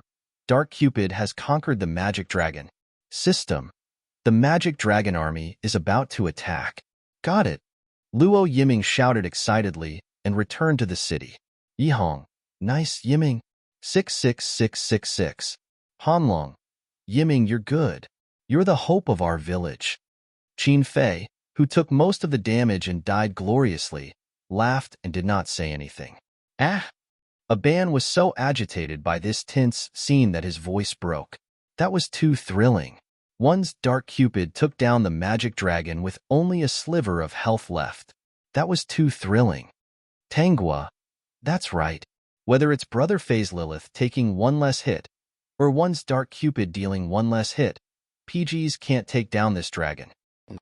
Aban, I think it's time for a wave. Tanghua, can PGs seize this opportunity? Let's wait and see. Chapter 157. Now, only Luo Yiming's Dark Cupid was still alive. After he returned to the city to heal himself, Jingyu and the others also revived one after another. Take down the 3rd tower directly. Following Jingyu's words, all the PGs gathered in the middle lane and attacked the 3rd tower in the middle lane of Ball C. This was the nth time they had tried to take down Ball C's 3rd tower. However, unlike the previous times, this time, they had the magic dragon army. However, when they arrived at the 3rd tower in the middle lane, all the players in Ball C had revived and cleared out the minions that were about to enter the tower as quickly as possible, not giving them a chance to enter the tower at all. The first wave of Magic Dragon Army didn't help the PGs in taking down the 3rd tower in the middle lane, but it helped them take down Ball C's 2nd tower in the middle lane. Then, when the second wave of Magic Dragon Army arrived, Qin Fei's Lilith revived and followed the minions to the 3rd tower in the middle lane. Qin Fei, you have all the big moves, right? Jingyu, yes. Yihang, yes. Then let's kill them. After Qin Fei said these 3 words, his Lilith activated lifesteal and went straight for Ball C's back row. Jingyu's Heart of Ice connected with the enemy archers almost at the same time and followed Qin Fei's Lilith into the tower and froze all the players in Ball C with a big move. Yihang's Scarlet Fury also blinked into the tower and used a big move. It's here. All PGs have entered the tower and forced a team. Candy shouted nervously. She felt that this match was really making her tremble in fear. When Qin Fei, Jingyu, and Yihang forced a team, Luo Yiming's Dark Cupid also rushed into the tower. However, he focused on the tower and didn't care about anything else. Seeing that Lilith was about to die, Han Long hurriedly had Sawyer use a big move. Light of Protection covered all his teammates' health and bought them an extra second to survive. This second was crucial as it directly determined the outcome of this force team. System: Heart of Ice 1 kill. System: Enemy Wanmi Liuhua has died. System: Lilith 1 kill. System: Enemy Kamal has died. Yihang's Scarlet Fury took away a lot of the enemy tank's health. Jingyu and Qin Fei each took a archer's life. At this time, Lilith and Heart of Ice's health were low. Once the effect of Light of Protection wore off, only death awaited them. However, their goal was achieved. System: Dark Cupid, destroy the enemy's tower. BLC's 3 towers were finally down. Yihang couldn't help but reveal a victorious smile. Checkmate. Qin Fei, stop showing off, kill them. Without the protection of the tower, BLC's top and mid laner fled. Enemy Azrael used a big move to take the lives of Qin Fei and Jingyu. Then, Yihang's Scarlet Fury controlled him and dealt damage, killing him on the spot. System: Azrael 1 kill. System: Lilith has died. System: Azrael double kill. System: Heart of Ice has died. System: Scarlet Fury 1 kill. System: Enemy Azrael has died. At this point, PG had traded 2 for 3. Tanghua forcefully traded 2 for 3. In this round, PGs were really too strong. From start to finish, BLC was led around by PG's tempo. They couldn't be more passive. A ban. Yeah, only PG would dare to use such a tactic of sacrificing 800 to deal 1000 damage to the enemy. It seems that as long as they can trade 1 for 1, they won't hesitate to charge forward. That was right. Qin Fei and Jingyu were prepared to die the moment they crossed the tower. Their goal was clear, which was to kill BLC's 2 tanks. Even if it was a 1 for 1, they had to take them down. And then, they succeeded. With BLC's 2 tanks dead and BLC's full health, there was no doubt about the outcome of this match. Soon, the last wave of Magic Dragon troops arrived and entered BLC's territory. Luo Yiming had his Dark Cupid follow the Magic Dragon troops into the tower, and then started attacking the tower like crazy. The enemies Quangu and Satan had finished healing and wanted to stop him, but Yihang seized the opportunity and used a big move to cripple them once again. The clear army couldn't be cleared, and Dark Cupid couldn't kill them either. Baylor C's top and mid laners were in despair. Finally, just as they were about to explode, the screen froze and showed the scene of BLC's territory being destroyed. The word victory popped up on the big screen, announcing PG's victory. 1-0. The audience was stunned and couldn't react for a long time. Originally, they had lost interest in watching the finals after BLC's defeat. The only reason they came back was because they couldn't return the tickets they bought in advance. They thought it would be a waste not to come and kill time.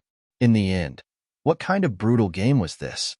They had never seen such a fast-paced match. The system notifications didn't stop, and players from both sides were sent back to the fountain.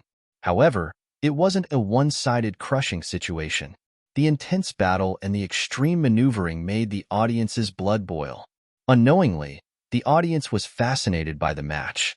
The chatter became less and less, and more people focused on the match. Some people were so focused that they even forgot to blink. Then, the match ended. When the word victory appeared on the screen, the audience was stunned for a long time. They couldn't believe that the match ended just like that. Tanghua. Oh my god. This match ended too quickly. It didn't even take more than 20 minutes. A ban. Yes, it was too fast.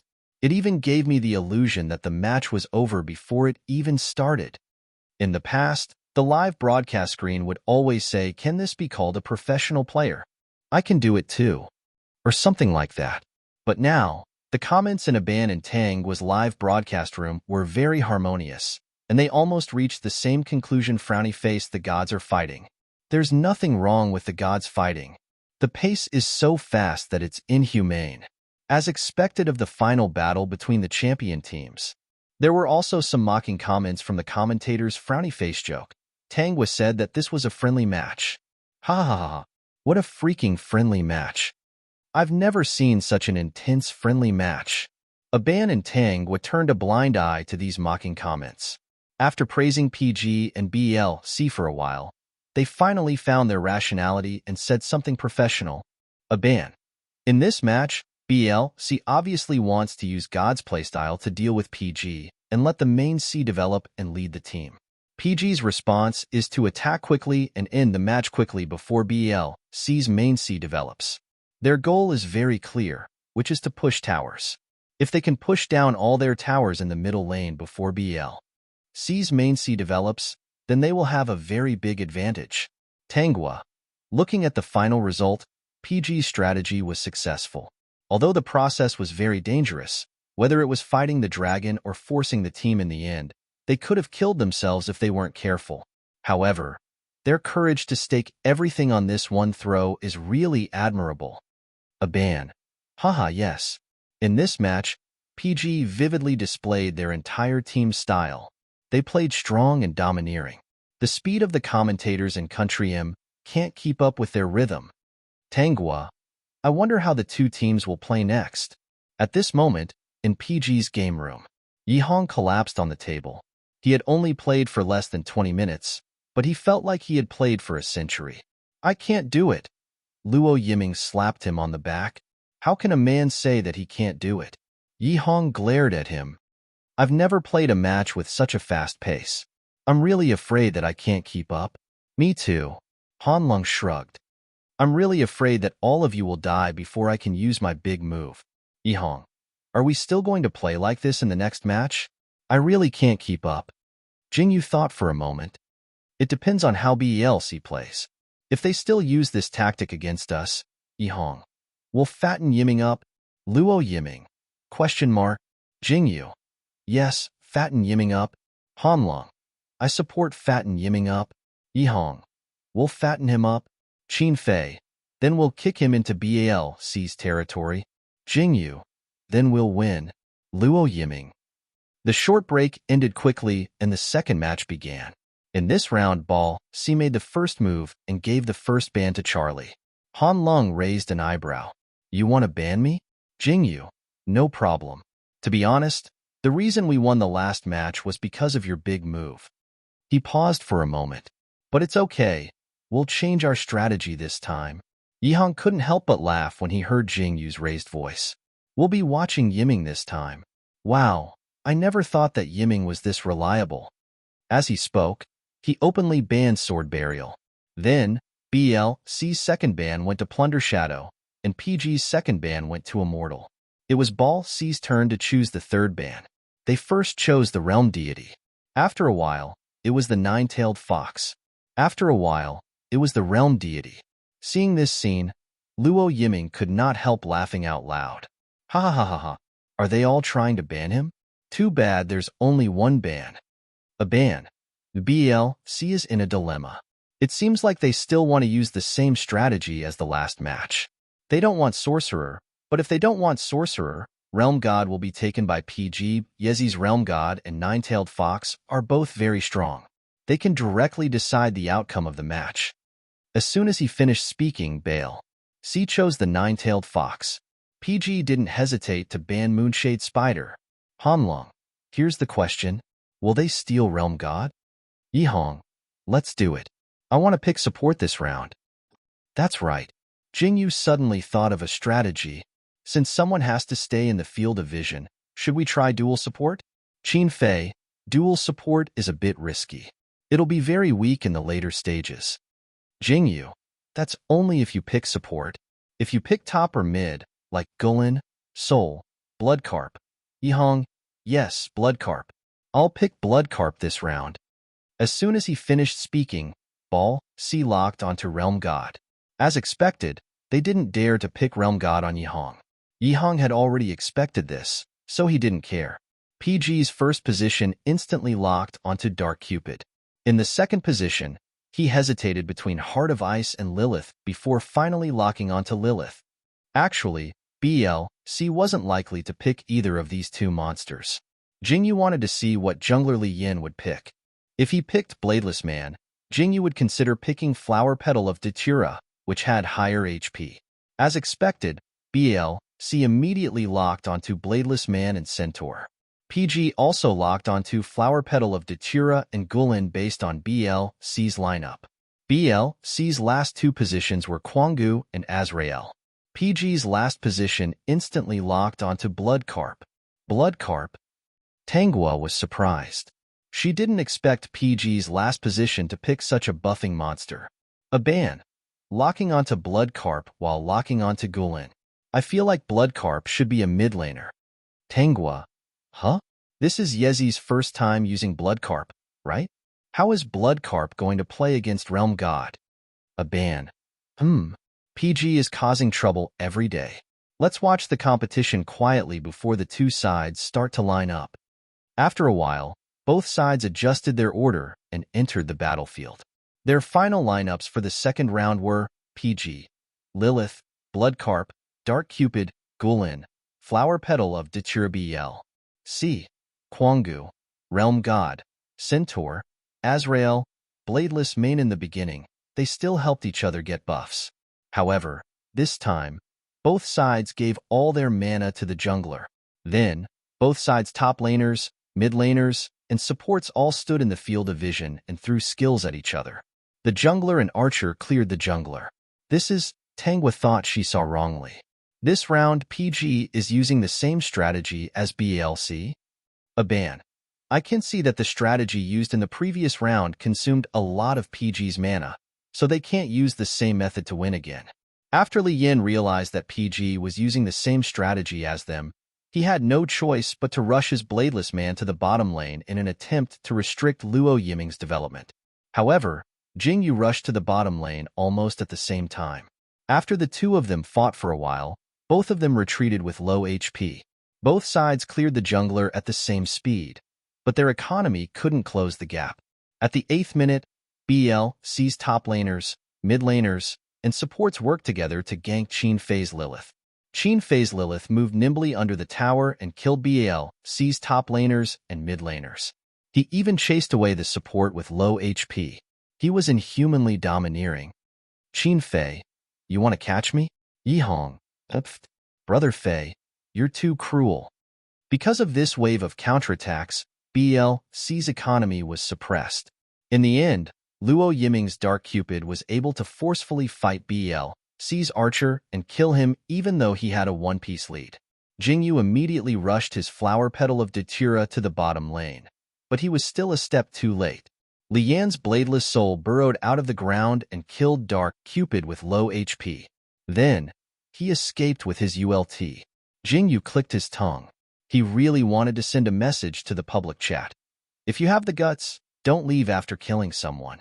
Let's fight 1v1.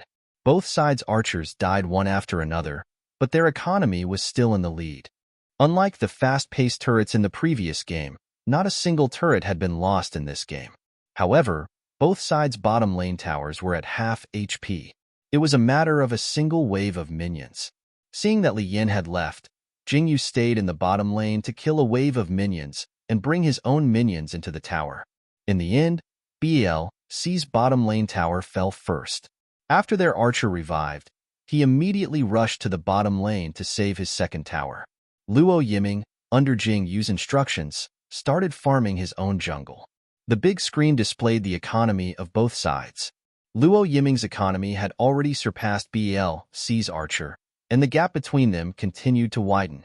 At this time, Yihong's Bloodcarp returned to the middle lane and killed a wave of minions, allowing him to level up a few times in a row. At the 13-minute mark, the first full-scale team battle between the two sides broke out near the magic board. Li Yan's Bladeless Soul wanted to one-shot Luo Yiming's Dark Cupid. However, the moment he burrowed out of the ground, Han Long activated his shield in time. Yihong also quickly threw a ult at Luo Yiming. Bloodcarp's ult, Koi's Leap. It healed teammates within a certain range and increased their movement speed. At the same time, it dealt damage and reduced movement speed to enemy creatures. The two of them had bought enough time for Luo Yiming, allowing him to kill Li Yan's Bladeless Death with his remaining HP. System Dark Cupid, 1 kill. System The enemy's bladeless soul has died. When Luo Yiming killed Li Yin, Jing Yu's flower petal of Datura cut in from behind BLC. At the cost of his own life, he successfully stacked 6 stacks of poison on the enemy archer. System Enemy Archer, 1 kill. System Flower Petal of Datura has died. System Flower Petal of Datura, 1 kill. System The enemy archer has died. BLC's archer has died, while PG's archer is still alive. There was no longer any suspense in this team battle. System Dark Cupid, 1 kill. System The enemy's realm god has died. System Dark Cupid, double kill. System The enemy's Azrael has died. System Dark Cupid, triple kill. System The enemy's Quangu has died. At this point, PG traded 1 for 5 and wiped out BLC. This was their biggest advantage since the start of the match. Yihong, nice. Hit the dragon. Luo Yiming, hit the dragon. Hit the dragon. Hit the dragon. All PG members gathered at the dragon pit. Luo Yiming's Dark Cupid used his explosive damage to take down the magic dragon in minutes. This allowed PG's economy to completely overtake BLC's, laying the foundation for their victory. Tanghua. The shield was used at the right time in this team battle. A ban. Yes, and Yezi's big move as well. Tanghua. Now I know why Yezi got blood carp this round. Double support archer. A ban. Li Yan's idea is correct. As long as we kill the enemy archer, we win. But on the other hand, as long as we protect our own archer, we win. PG did a very good job in this aspect. In this round, PG didn't manage to take down the Sarier. He relied on Gulin's shield and Bloodcarp's big move to forcefully save his archer from Li Yan's evil clutches. This directly determined the final outcome of the team battle. After PG got the Magic Dragon, he followed the Magic Dragon army and took down BLC's 3 towers. At this time, Luo Yiming's Dark Cupid had fully developed. The speed at which he took down towers was so fast that it made people's scalps tingle. If he could take down towers that fast, then there was no need to mention killing people. Another team battle broke out at the border of BLC's territory. Luo Yiming wiped out BLC with a pentakill, not giving BLC a chance to retaliate. His economy is 3,000 ahead of ours. We can't play anymore. Li Yan's teammate said. Li Yan shrugged. Yeah, we lost this round. We'll win the next round. Just like that, Ball. C won the 3rd round. In the early stages of the match, Li Yan used the flower petal of Datura to gank Luo Yiming's Dark Cupid. Not only did he successfully kill Luo Yiming, but he also killed Jingyu, who came to help. This gave BLC an economic lead. After BLC's archer developed, it was unstoppable. 2-1 Alright. Jingyu admitted that his bladeless man wasn't as good as Li Yan's, so he took back his Heart of Ice in the 4th round. For the first 10 minutes, both sides were in a stalemate. At the 11th minute, Jingyu used his Heart of Ice to lead a wave of momentum. He led his PGs to take down BLC's Magic Dragon and completely pulled apart their economy. Then, he used the Magic Dragon army to destroy BLC's territory and win. 3-1 in the 5th round. Li Yan took down Kamal again. In the first wave of the team battle, he used a big move at the right time to take down BLC's 3 kills. Then, he took the economic lead and led his team to win BLC's game. 3-2 After playing 5 rounds in a row, both sides' stamina was a little exhausted. But in terms of pressure, BLC was still under more pressure. After all, BLC only needed to win 1 more round to get the championship trophy. If BLC wanted to win the championship, it had to win 2 more rounds. Yihong. I have the urge to never touch the mouse or the keyboard again after this match. Qin Fei calmly replied, after this match, we'll take a half-month vacation in Country M. I'll pay for everything. It's up to you whether you want to touch the keyboard or not. Fuck, you're so rich. Han Long was the first to complain. What about the prize money? Qin Fei. Of course we'll split it equally. Yihong. Tisk tsk, brother Fei, you? Do you think you can cheer me up by saying that? Let me tell you, okay, you win. In the 6th round, there was a huge change in the ban positions. BLC first banned Kamal, Undying, and Moonshade Spider. BLC then banned Lilith, State, and Dark Cupid. Then, BLC stole Sword Burial, Satan, and BLC stole Sin Garden. They thought that Jingyu would use Sword Burial as a jungler in this round. However, BLC immediately locked Soul and Heart of Ice. Sword Burial was the top laner. However, BLC also got Flower in the Mirror as he wished. He planned to use the combination of Sin Garden and Flower in the Mirror to decide the winner of this match. In this crucial round, the lineups of both sides were as follows: BLC, Sword Burial, Soul, Maha, Wind of Condensation, Heart of Ice. BLC, Azrael, Heijiao, Sin Garden, Flower in the Mirror. Satana Ban couldn't help but raise his eyebrows when he saw the lineups. BLC got 2 archers in this round. Tangua, BLC has Sin Garden and Flower in the Mirror as the bottom laner. Based on the lineups alone, I feel like BLC has the advantage. A ban. It's hard to say. It depends on what strategy both sides are going to use. If BLC still wants the support to stay out of sight, then Sin Garden will be under a lot of pressure. As expected, BLC's Flower in the Mirror didn't stay out of sight. Instead, he stayed by his archer's side. On BLC, Luo Yiming wasn't alone either. However, his support wasn't Han Lung's Wind of Condensation. Instead, it was Yi Hong's Soul. Did Yi Hong and Han Lung switch positions? No. Han Lung's Wind of Condensation was facing BLC's Azrael in the top lane. Meanwhile, Qin Fei's Sword Burial was in the middle lane. Sword Burial is in the middle? Aban and Tang were exclaimed at the same time. They couldn't believe it. When BLC's mid laner saw that his opponent was Qin Fei's Zhongjian, he was so scared that he almost missed a soldier. BLC hadn't played against RE before, so he hadn't experienced the terror of Sword Burial. However, it didn't matter. They would experience it soon enough. System: Sword Burial, 1 kill.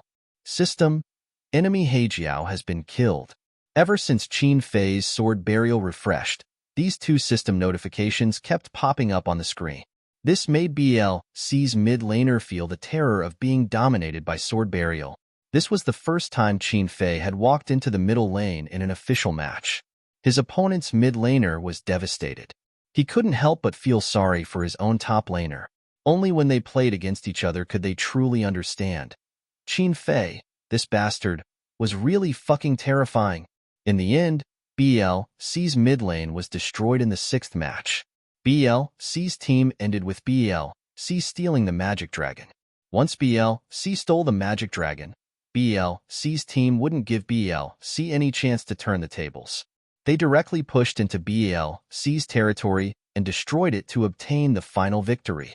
4-2 BLC won. After this round, whether it was PG or BLC players, all of them collapsed on the table. "I'm dead," Yi Hong said weakly. He felt like it was a miracle that he was able to last through 6 matches. Towards the end, he felt like he had lost his ability to think. He did whatever Jingyu told him to do. He was no different from a robot. Jingyu smiled. "It's okay. We won." Tangua, BLC won.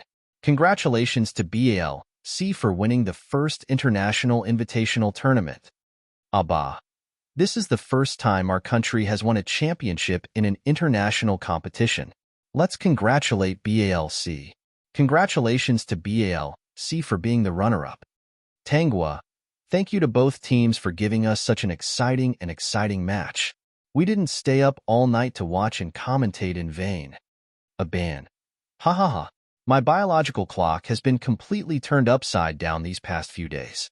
I don't know how long it will take for me to adjust back. Tangua, now I can finally sleep in peace.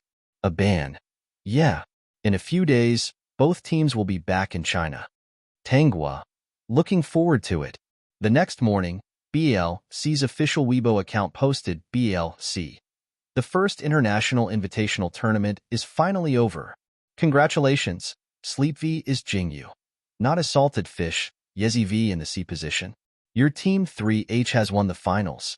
In order to celebrate this unprecedented victory, our club has decided to organize a free tour of M country to celebrate. Tell me, are you guys happy? Fans? What? No, when are you guys coming back?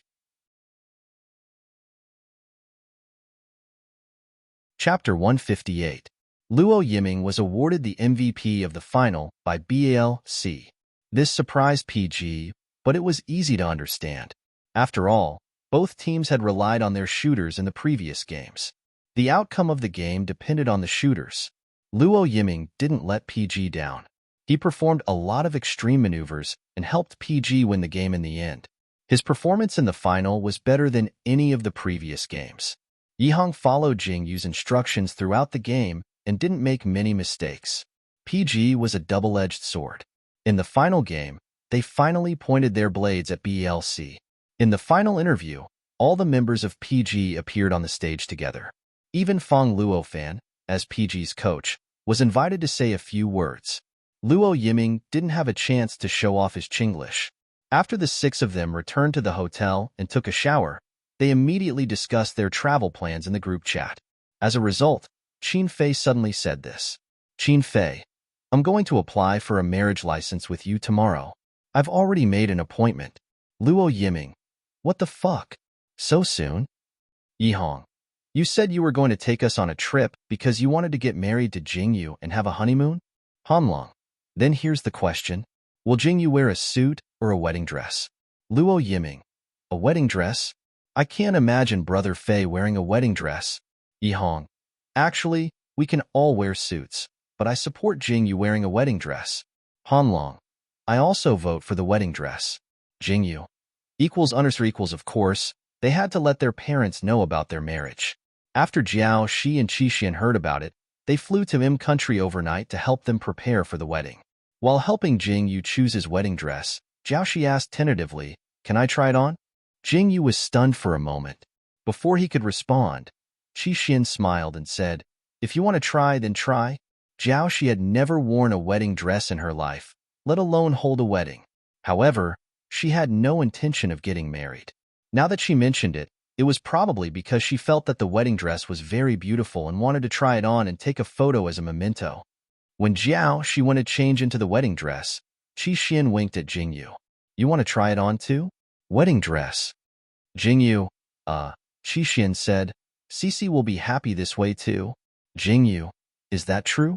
Just as he was about to nod in agreement, Qin Fei, who had changed into a suit, rushed over and hugged Jingyu's waist. He frowned and looked at his mother.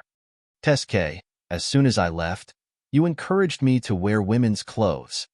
Qixin rolled her eyes at him on the spot. What's so good about 2 men wearing suits? How can we not make a good impression on a wedding that might only be held once in a lifetime? I don't count on you. It's rare that your Jingyu is good-looking.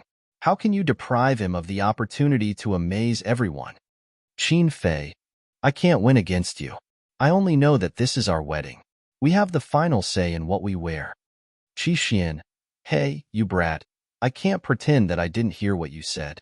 I gave birth to you and raised you. If I didn't agree, would you be able to marry Jingyu? I left my work and came all the way here. Okay. Qin Fei helplessly interrupted her. He really didn't know what to do with her. I admit that I said something wrong just now, but let Jingyu decide what to wear at the wedding. He is my other half, so I respect his choice. If he doesn't want to wear a wedding dress, it's useless no matter what you say. Qixin raised her eyebrows and was trying to persuade Jingyu when the door of the fitting room suddenly opened. Jiao Shi walked out in a snow-white wedding dress. Qixin instinctively looked over. For a moment, her eyes unconsciously became unfocused. Jiao Shi's waist was very thin. The wedding dress she tried on showed off her figure incisively and vividly. Her beautiful figure silenced everyone present. After taking a few steps, she put down the hem of her dress and smiled at everyone. Her dazzling smile made everyone feel as if they were in a dream. At this moment, she was like a princess who had walked out of a fairy tale and was in another fantasy world. Jiao Shi didn't notice their expressions. She tilted her head and asked, "How is it? Is it okay?" Qixin was the first to react. "It's beautiful." Qin Fei said, "It's beautiful." Jingyu said, "It's so beautiful." Hearing Jingyu's voice, Qixin suddenly reacted. She tilted her head and smiled. "Are you tempted?" Do you want to try it on? Jingyu equals unders equals Jingyu knew that women's clothing was very suitable for him, but unfortunately, he wasn't interested in women's clothing. Although he wasn't against it, he thought about it and decided that it didn't matter. So he asked Jiao Shi, do you think I should wear a suit or a wedding dress at the wedding? Huh. Jiao Shi blinked. She didn't expect him to ask her this question. She almost instinctively looked at Qi Xian. Oh yeah, Xiao Yu and Qin Fei are getting married. Do you want to wear a suit or a wedding dress? Qi Xian said decisively. Wedding dress? Jiao Shi turned to look at Jingyu. Wedding dress. Jingyu equals he shouldn't have asked her, however. Since he had asked and she had answered, Jingyu felt that fine, that was it. Okay, then the wedding dress it is. He calmly made the decision. And so, at the wedding a few days later, Jingyu, who was wearing a snow-white wedding dress, exchanged vows and rings with Qin Fei in front of his two mothers, teammates, and coaches. The judge who was invited announced that their marriage was valid. Then, Qin Fei put one arm around Jingyu's waist and lowered his head to kiss him. There weren't many people at the wedding, but they were all people who sincerely wished them well. Yihong couldn't help but sigh as he clapped. TSK. I thought that little Jingyu would look good in a wedding dress, but I didn't expect him to look so good. It doesn't feel out of place at all. Luo Yiming. Wow, I want to fall in love. Hanlong. If you really want to fall in love, I suggest you dye your yellow hair back first. Luo Yiming. That won't do. After all, I'm the center of the PG rankings. Hanlong. Question mark. Luo Yiming. You have to be eye-catching. Hanlong didn't know whether to laugh or cry. In front of everyone, Qin Fei kissed him very gently. Jingyu obviously wanted more, but he could only restrain himself. After that, the judge signed their marriage application, allowing them to obtain a legally valid marriage certificate. This meant that they were officially married and legally married. After getting married, of course, they had to go on their honeymoon. Qin Fei and Jingyu didn't go on a trip with everyone else. Instead, they enjoyed their two-person world in M country for more than half a month. In the first few days, they didn't leave the bed much.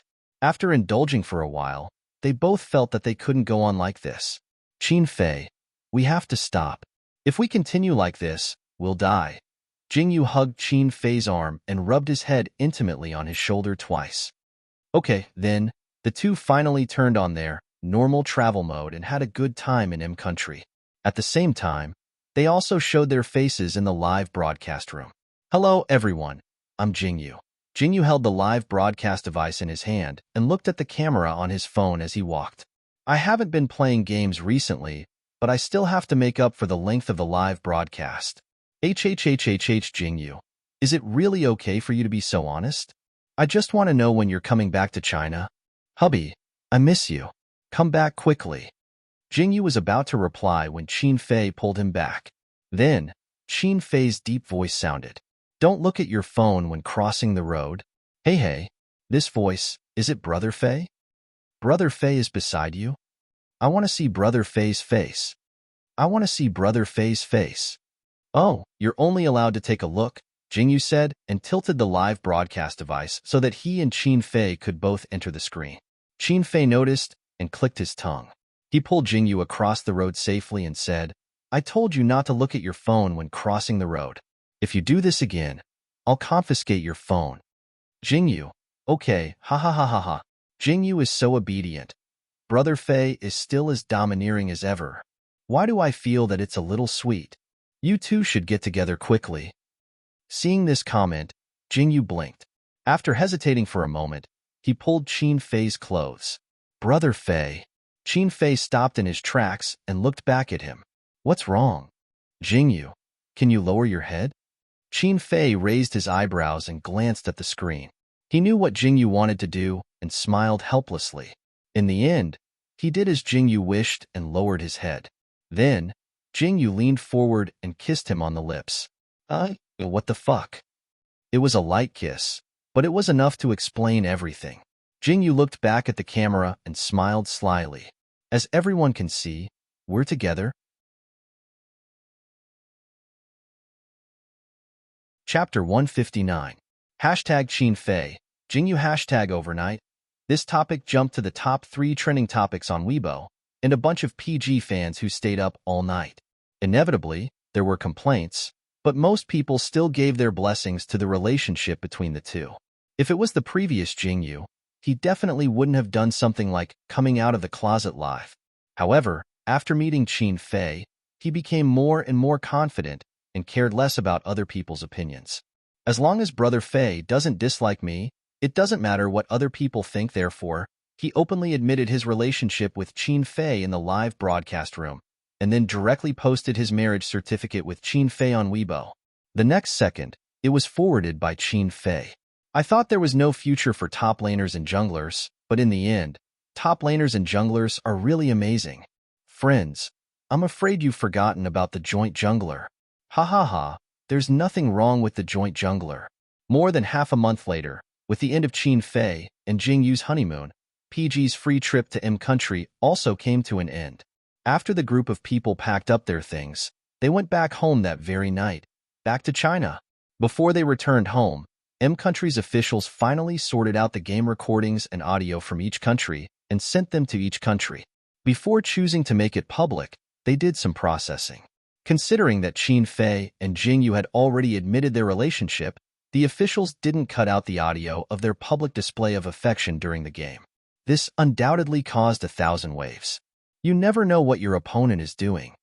I thought they were going to play a game, but I didn't expect them to be showing off their love. So the trip is actually a honeymoon? This pair is too sweet. The joint jungler competition is amazing. Since they were back in China, it was inevitable that they would be interviewed by reporters and invited to entertainment programs. PG found it troublesome, so they rejected batch after batch. Finally, they agreed to have a public-friendly match with Ball C on an entertainment program. However, before the friendly match even started, the two teams started to cause trouble. Yihong said, "Since it's a friendly competition, then there's no need for a ban. Everyone is free to choose the demon they want to use. Isn't that great?" Li Yin, "That's fine, but your audience is already sick of it. Can't you come up with something new? For example, Zongjin Zongzhong?" Yihong, "I'm in the middle of a sword burial. If you have the ability, then make sure your family's single person is buried with a sword burial." Li Yin, "Sure." Jingyu, "Then let's all use sword burial. PG and BALC." Thus, the two teams began a game of independent mode, with all members locked onto sword burial. At the start of the game, the red in the bottom jungle was given to the archers of both sides, while the blue in the top jungle was given to the jungler. Then, just as the match started, system, sword burial, 1 kill. System, sword burial has been killed. Qin Fei glanced at Yihong's darkened avatar. "Yezi, you noob." Yihong, "Fuck, Li Yin is in the middle." On Ball C's side, Li Yan's sword burial was clearly a retribution, but in the middle lane, he was able to kill Yihong in a matter of minutes. Of course, the PG was not convinced. Jingyu immediately sent his Zong sword to the top lane. After killing the opponent's solo laner with Qin Fei, they went into the jungle and found the mid laner to kill. "Li Yin, you're using the jungle to link up again. Do you have any shame?" As he spoke, he also sent a message in the chat box. Qin Fei immediately typed a reply. "Who cares?" Li Yin, "Wow, my jungle. You make it sound like it's yours." As he spoke, he sent his sword burial to the bottom lane, wanting to gank Luo Yiming. He didn't expect Luo Yiming's sword burial to be so good. After dodging his attacks, he counterattacked under Han Long's protection. "Han Long, use a skill." Luo Yiming, "Huh? Han Long, use a skill." "A skill? You can kill Li Yin with it." Luo Yiming hurriedly used a skill, and with a flurry of slashes, he pushed Li Yin back. After Li Yin used a teleport and a flash to escape, he wanted to cry. What kind of monsters are these PGs? How can they be so strong without any training? His teammate smoothed out his hair. Yiming's positioning is too good, but he's not familiar with skills. Wait until you have a big move and kill him. After Li Yin reached level 6 and had a big move, he went to gank the bottom lane again. Even though he was blocked by Jingyu, he successfully used a big move to kill Luo Yiming. Then, with a beautiful movement, he escaped from Jingyu's clutches. Jingyu clicked his tongue. "I've decided. I'm going to keep an eye on him."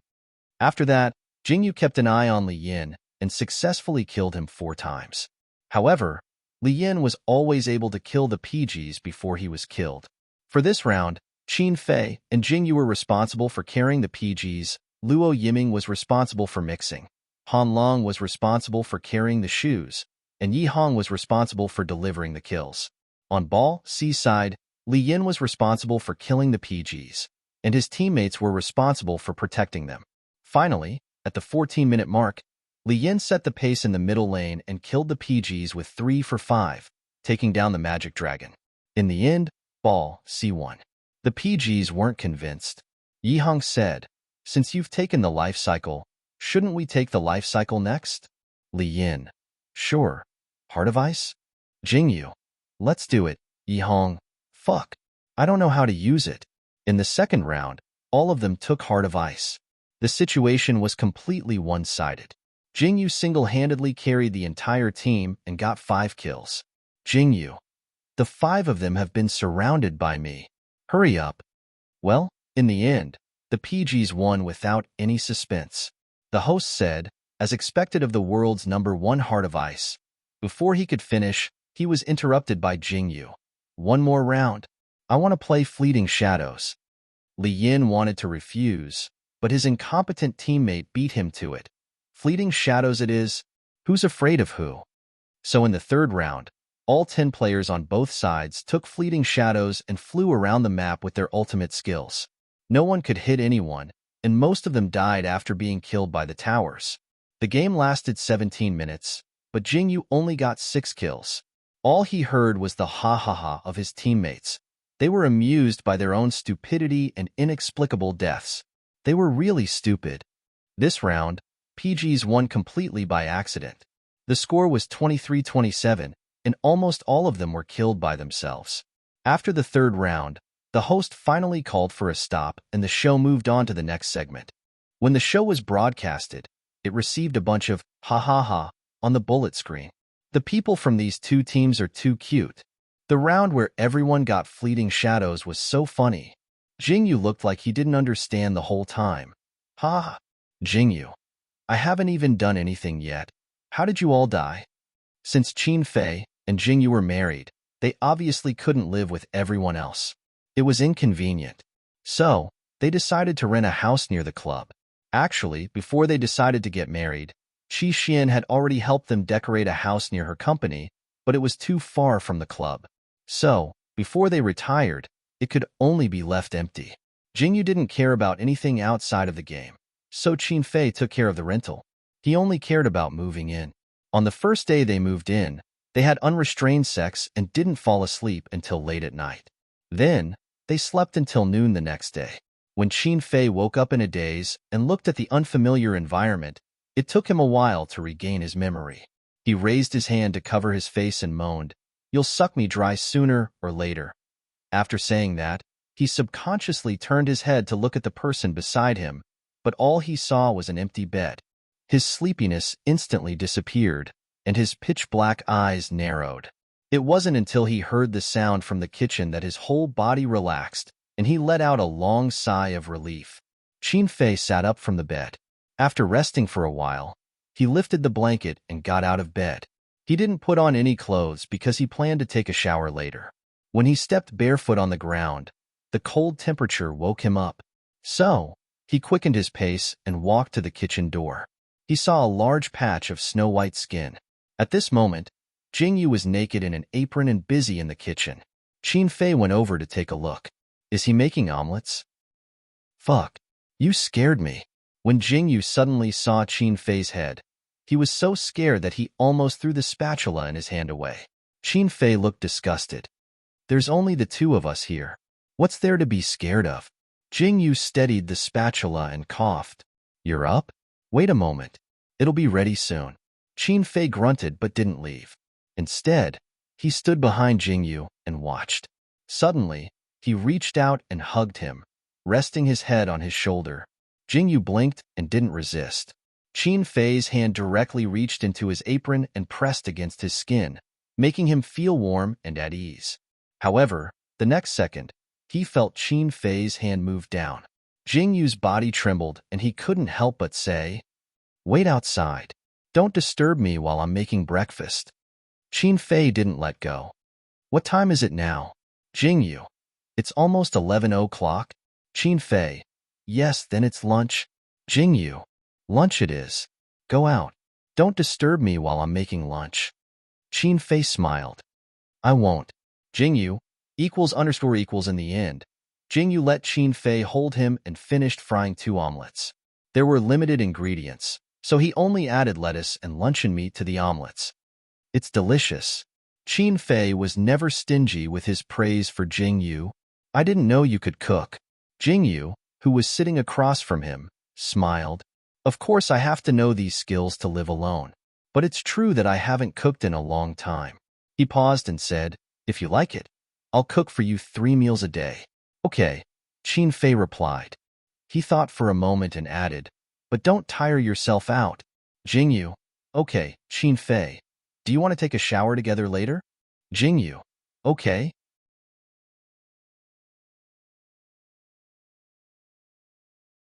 Chapter 160. After entering the bathroom, Jingyu realized that he had misunderstood. When Qin Fei said that they would shower together, they really did shower together. Other than rubbing each other's back, they didn't do anything else. After showering, the two of them dried their hair, changed into clean clothes, and went out. The new season hadn't started yet, but a few new monsters had appeared. In order to prepare for the new round of the competition, they still had to go to the club to participate in training and make up for the time spent streaming. At the Overlord level, whether it was in a solo or a team, the opponents would be very interesting. For example, in this round, Qin Fei and Jingyu were paired together, and their teammates were Kid's archer and support, as well as Jock's mid laner.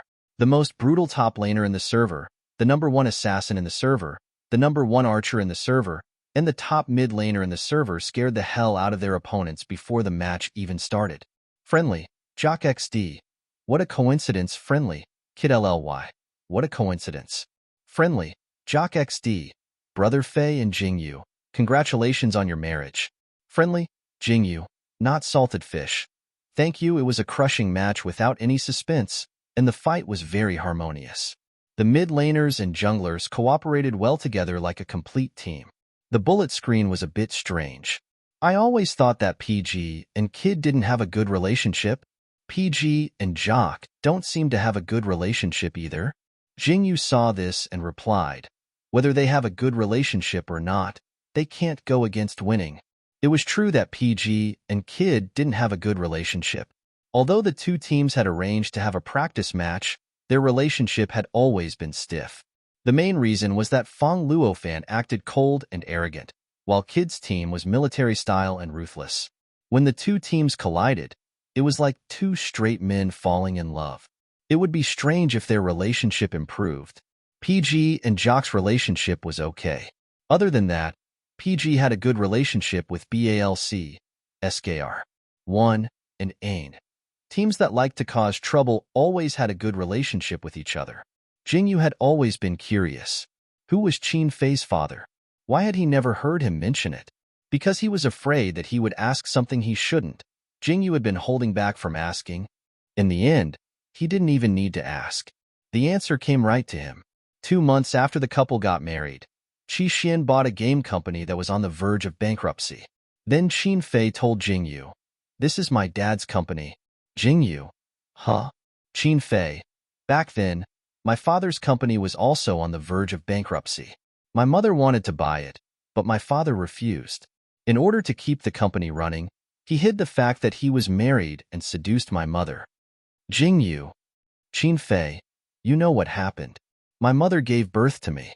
Not only that, but my mother also helped my father so that his company could continue to operate." Jingyu, "Fuck. With your mom's personality, if she knew that your dad lied to her, wouldn't she torture him to death?" Qin Fei couldn't help but laugh when he heard this. He felt that Jingyu had misunderstood Qi Xian a little too much. "My mother is a superficial person. My father is good-looking." Jingyu, == what the hell? Qin Fei, "Okay, let's not joke around. My mother is quite willful and self-centered. After she found out that my father lied to her, She humiliated him and cut off all contact with him. She didn't get back the money she spent and didn't care about custody at all. I know that she doesn't care about money or me. She only cares about whether she can vent her emotions. Jingyu, 0, 0 Qin Fei. So, if I didn't go to her back then and cling on to her so shamelessly, she probably wouldn't have acknowledged me as her son in this lifetime. What an amazing person, Jingyu commented. He paused and looked at Qin Fei. You're amazing too. Qin Fei raised his eyebrows. What do you mean? Jingyu, why did you go to her? Qin Fei, very simple. Because I hate my father. Jingyu, okay, there's nothing wrong with that. Qin Fei, although my mother isn't perfect, she dares to take responsibility for her actions and dares to love and hate. So, I quite admire her. Now, my father's company is on the verge of bankruptcy and was bought out by my mother. It's his own fault. Jingyu, will you help your father? No. Qin Fei's answer was resolute and decisive. He then said, I will only acknowledge 2 family members in my life. One is my mother, and the other is you. Hearing this, Jingyu couldn't help but laugh. Yeah, me too. A few days later, Fang Luofan and Xiao Yun announced their marriage. It was a shotgun marriage, which shocked the entire PG club. Han Lung jumped up on the spot. Coach my ass. I want to fight you one-on-one. Yi Hong hurriedly pulled him back. Calm down, calm down. If you beat the coach until he's disabled, will you still be the coach? Luo Yiming, on the other hand, was very happy. I can freeload again, right? Qin Fei immediately poured a bucket of cold water on him. If you don't pay enough, throw it out. Xiao Yun, who was in Fang Luofan's arms, was a little shy. We're all family, there's no need to pay. Although she said this, on the day of the two's wedding, everyone who attended the wedding consciously paid their money and sent their blessings. Unlike Qin Fei and Jingyu's wedding, Fang Luofan and Xiao Yun's wedding had a lot of people. Almost everyone in the esports industry came. The group of people gathered for a lively night. Yihong couldn't help but sigh. Weddings in China are still the best. Only here can there be a wedding atmosphere. Qin Fei looked at Jingyu. Then should we do it again in China? Jingyu shook his head. No need. I don't like crowds. Yihong, little Jingyu is still so antisocial? You should go to crowded places more often. The world is so big. There are so many people better than Brother Fei. Qin Fei glared at him. Shut up. Yihong glared back. Don't think you're fierce just because your eyes are big. I'm also a PG kid, super fierce. Ha ha ha ha ha. Luo Yiming, who was on the side, burst out laughing. Yezi, I don't mean to say this, but you two are staring at each other like a tiger staring at a mouse. Yihong, Wah, who are you calling a mouse? I'll beat you up. Han Long, who was on the side, didn't say anything at first. Later, he drank too much and started chatting with everyone. He had a crush on Xiao Yun, but because they hadn't really dated, the blow was still within his tolerance range. He said, I've decided. I'm going to find a girlfriend. Luo Yiming, go Pikachu. Yihong, go Pikachu. I'll continue to live my wonderful single life. After the wedding, everyone went back to their own homes and found their mothers. Jingyu suddenly had the idea of going to her and Qin Fei's wedding room. Qin Fei, of course, agreed without hesitation and got someone to drive them there. There weren't many things in the wedding room, and it was a lot quieter than the house they rented. However, almost every room was hung with their wedding photos.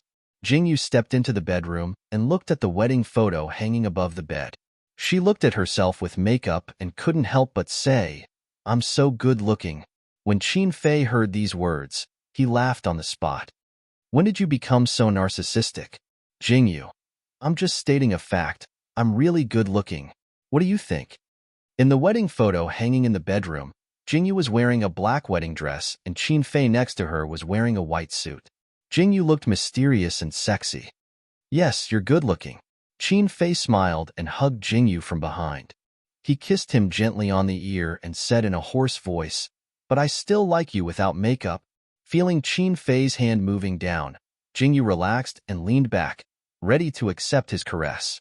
However, he caught a glimpse of a thick photo album on the desk. He froze for a moment, and walked over almost instinctively. Huh, is this our wedding photo album? Obviously it was. This thick photo album contained a large number of photos taken in M country. There were wedding photos, travel photos, and it was like a honeymoon diary. The first one-third of the album was filled with wedding photos. Jingyu flipped to a photo of himself in a suit and Qin Fei in a wedding dress. White, red, purple, and black. He had to admit that the wedding dress was very beautiful. Any one of his wedding photos could be used as a magazine cover. It's so beautiful. He couldn't help but sigh as he flipped through the photos. He felt that he had made the right choice by choosing a wedding dress. Otherwise, he definitely wouldn't have been able to take such amazing photos. Qin Fei didn't mind and said indifferently, "It's mainly because you're beautiful." Jingyu smiled and continued to read. Qin Fei raised his eyebrows, seeing that the album was so thick. In the end, he couldn't wait for Jingyu to finish flipping through it. He pulled him into his arms and kissed his face. "Stop looking. Go to sleep and look at it again." "Oh, can I sleep after looking at it?" Jingyu said as he continued to flip through the album. "Oh, can I sleep while looking at it?" Qin Fei said as he unbuckled Jingyu's belt. Jingyu was confused. Before he could react, Qin Fei's hand reached in. Jingyu quickly grabbed it and said, "Stop fooling around. I'm almost done. Look at yours." Although Qin Fei said that, his hands never stopped moving. In the end, Jingyu gave up and was pressed down on the bed by Qin Fei. After a while, he reached out to the open album on the table. "Let me continue looking." Qin Fei was speechless. He hugged him and kissed his forehead. "Okay, I'll get it for you." In the end, Qin Fei got the album and helped Jingyu flip through a few pages. Then, he heard steady breathing. Jingyu had fallen asleep. Qin Fei didn't know whether to laugh or cry. He gently closed the album and put it back on the table. Then, he hugged Jingyu with one hand and covered him with the blanket with the other. He turned off the lights and went to sleep. Good night. This time, they didn't do it too intensely, so they woke up the next morning. When Qin Fei woke up, he saw Jingyu running around the house. He didn't know what he was doing. Qin Fei got off the bed and chased after him. "What are you doing?" When he saw Qin Fei, Jingyu immediately let out a sigh of relief. He walked a few steps in Qin Fei's direction and laid on top of him. "The house is so big. I'm lost." Qin Fei was speechless. "Fuck, he actually found him cute?" Jingyu said, "I want to make breakfast for you, but I can't find the kitchen." Qin Fei said, "How can you be so cute?" Jingyu said, "Huh?" Qin Fei held back his laughter and patted Jingyu's head. "It's okay. Let's go out and eat together after you shower." Jingyu thought about it and felt that it was a good idea. He nodded and said, "Okay." Qin Fei said, "Oh right. Forget it. It's okay." Qin Fei originally wanted to say that Jingyu's grandfather's Qin Corporation had been taken over by Qi Xin's people and that they were super rich now. However, he felt that Jingyu wouldn't be interested in this matter, so he didn't say anything. Jingyu was indeed not interested in this matter. However, he was a little concerned about Qin Fei's hesitation. Fortunately, his attention was quickly attracted by the photo album. While Qin Fei was showering, he flipped through the entire photo album in one go.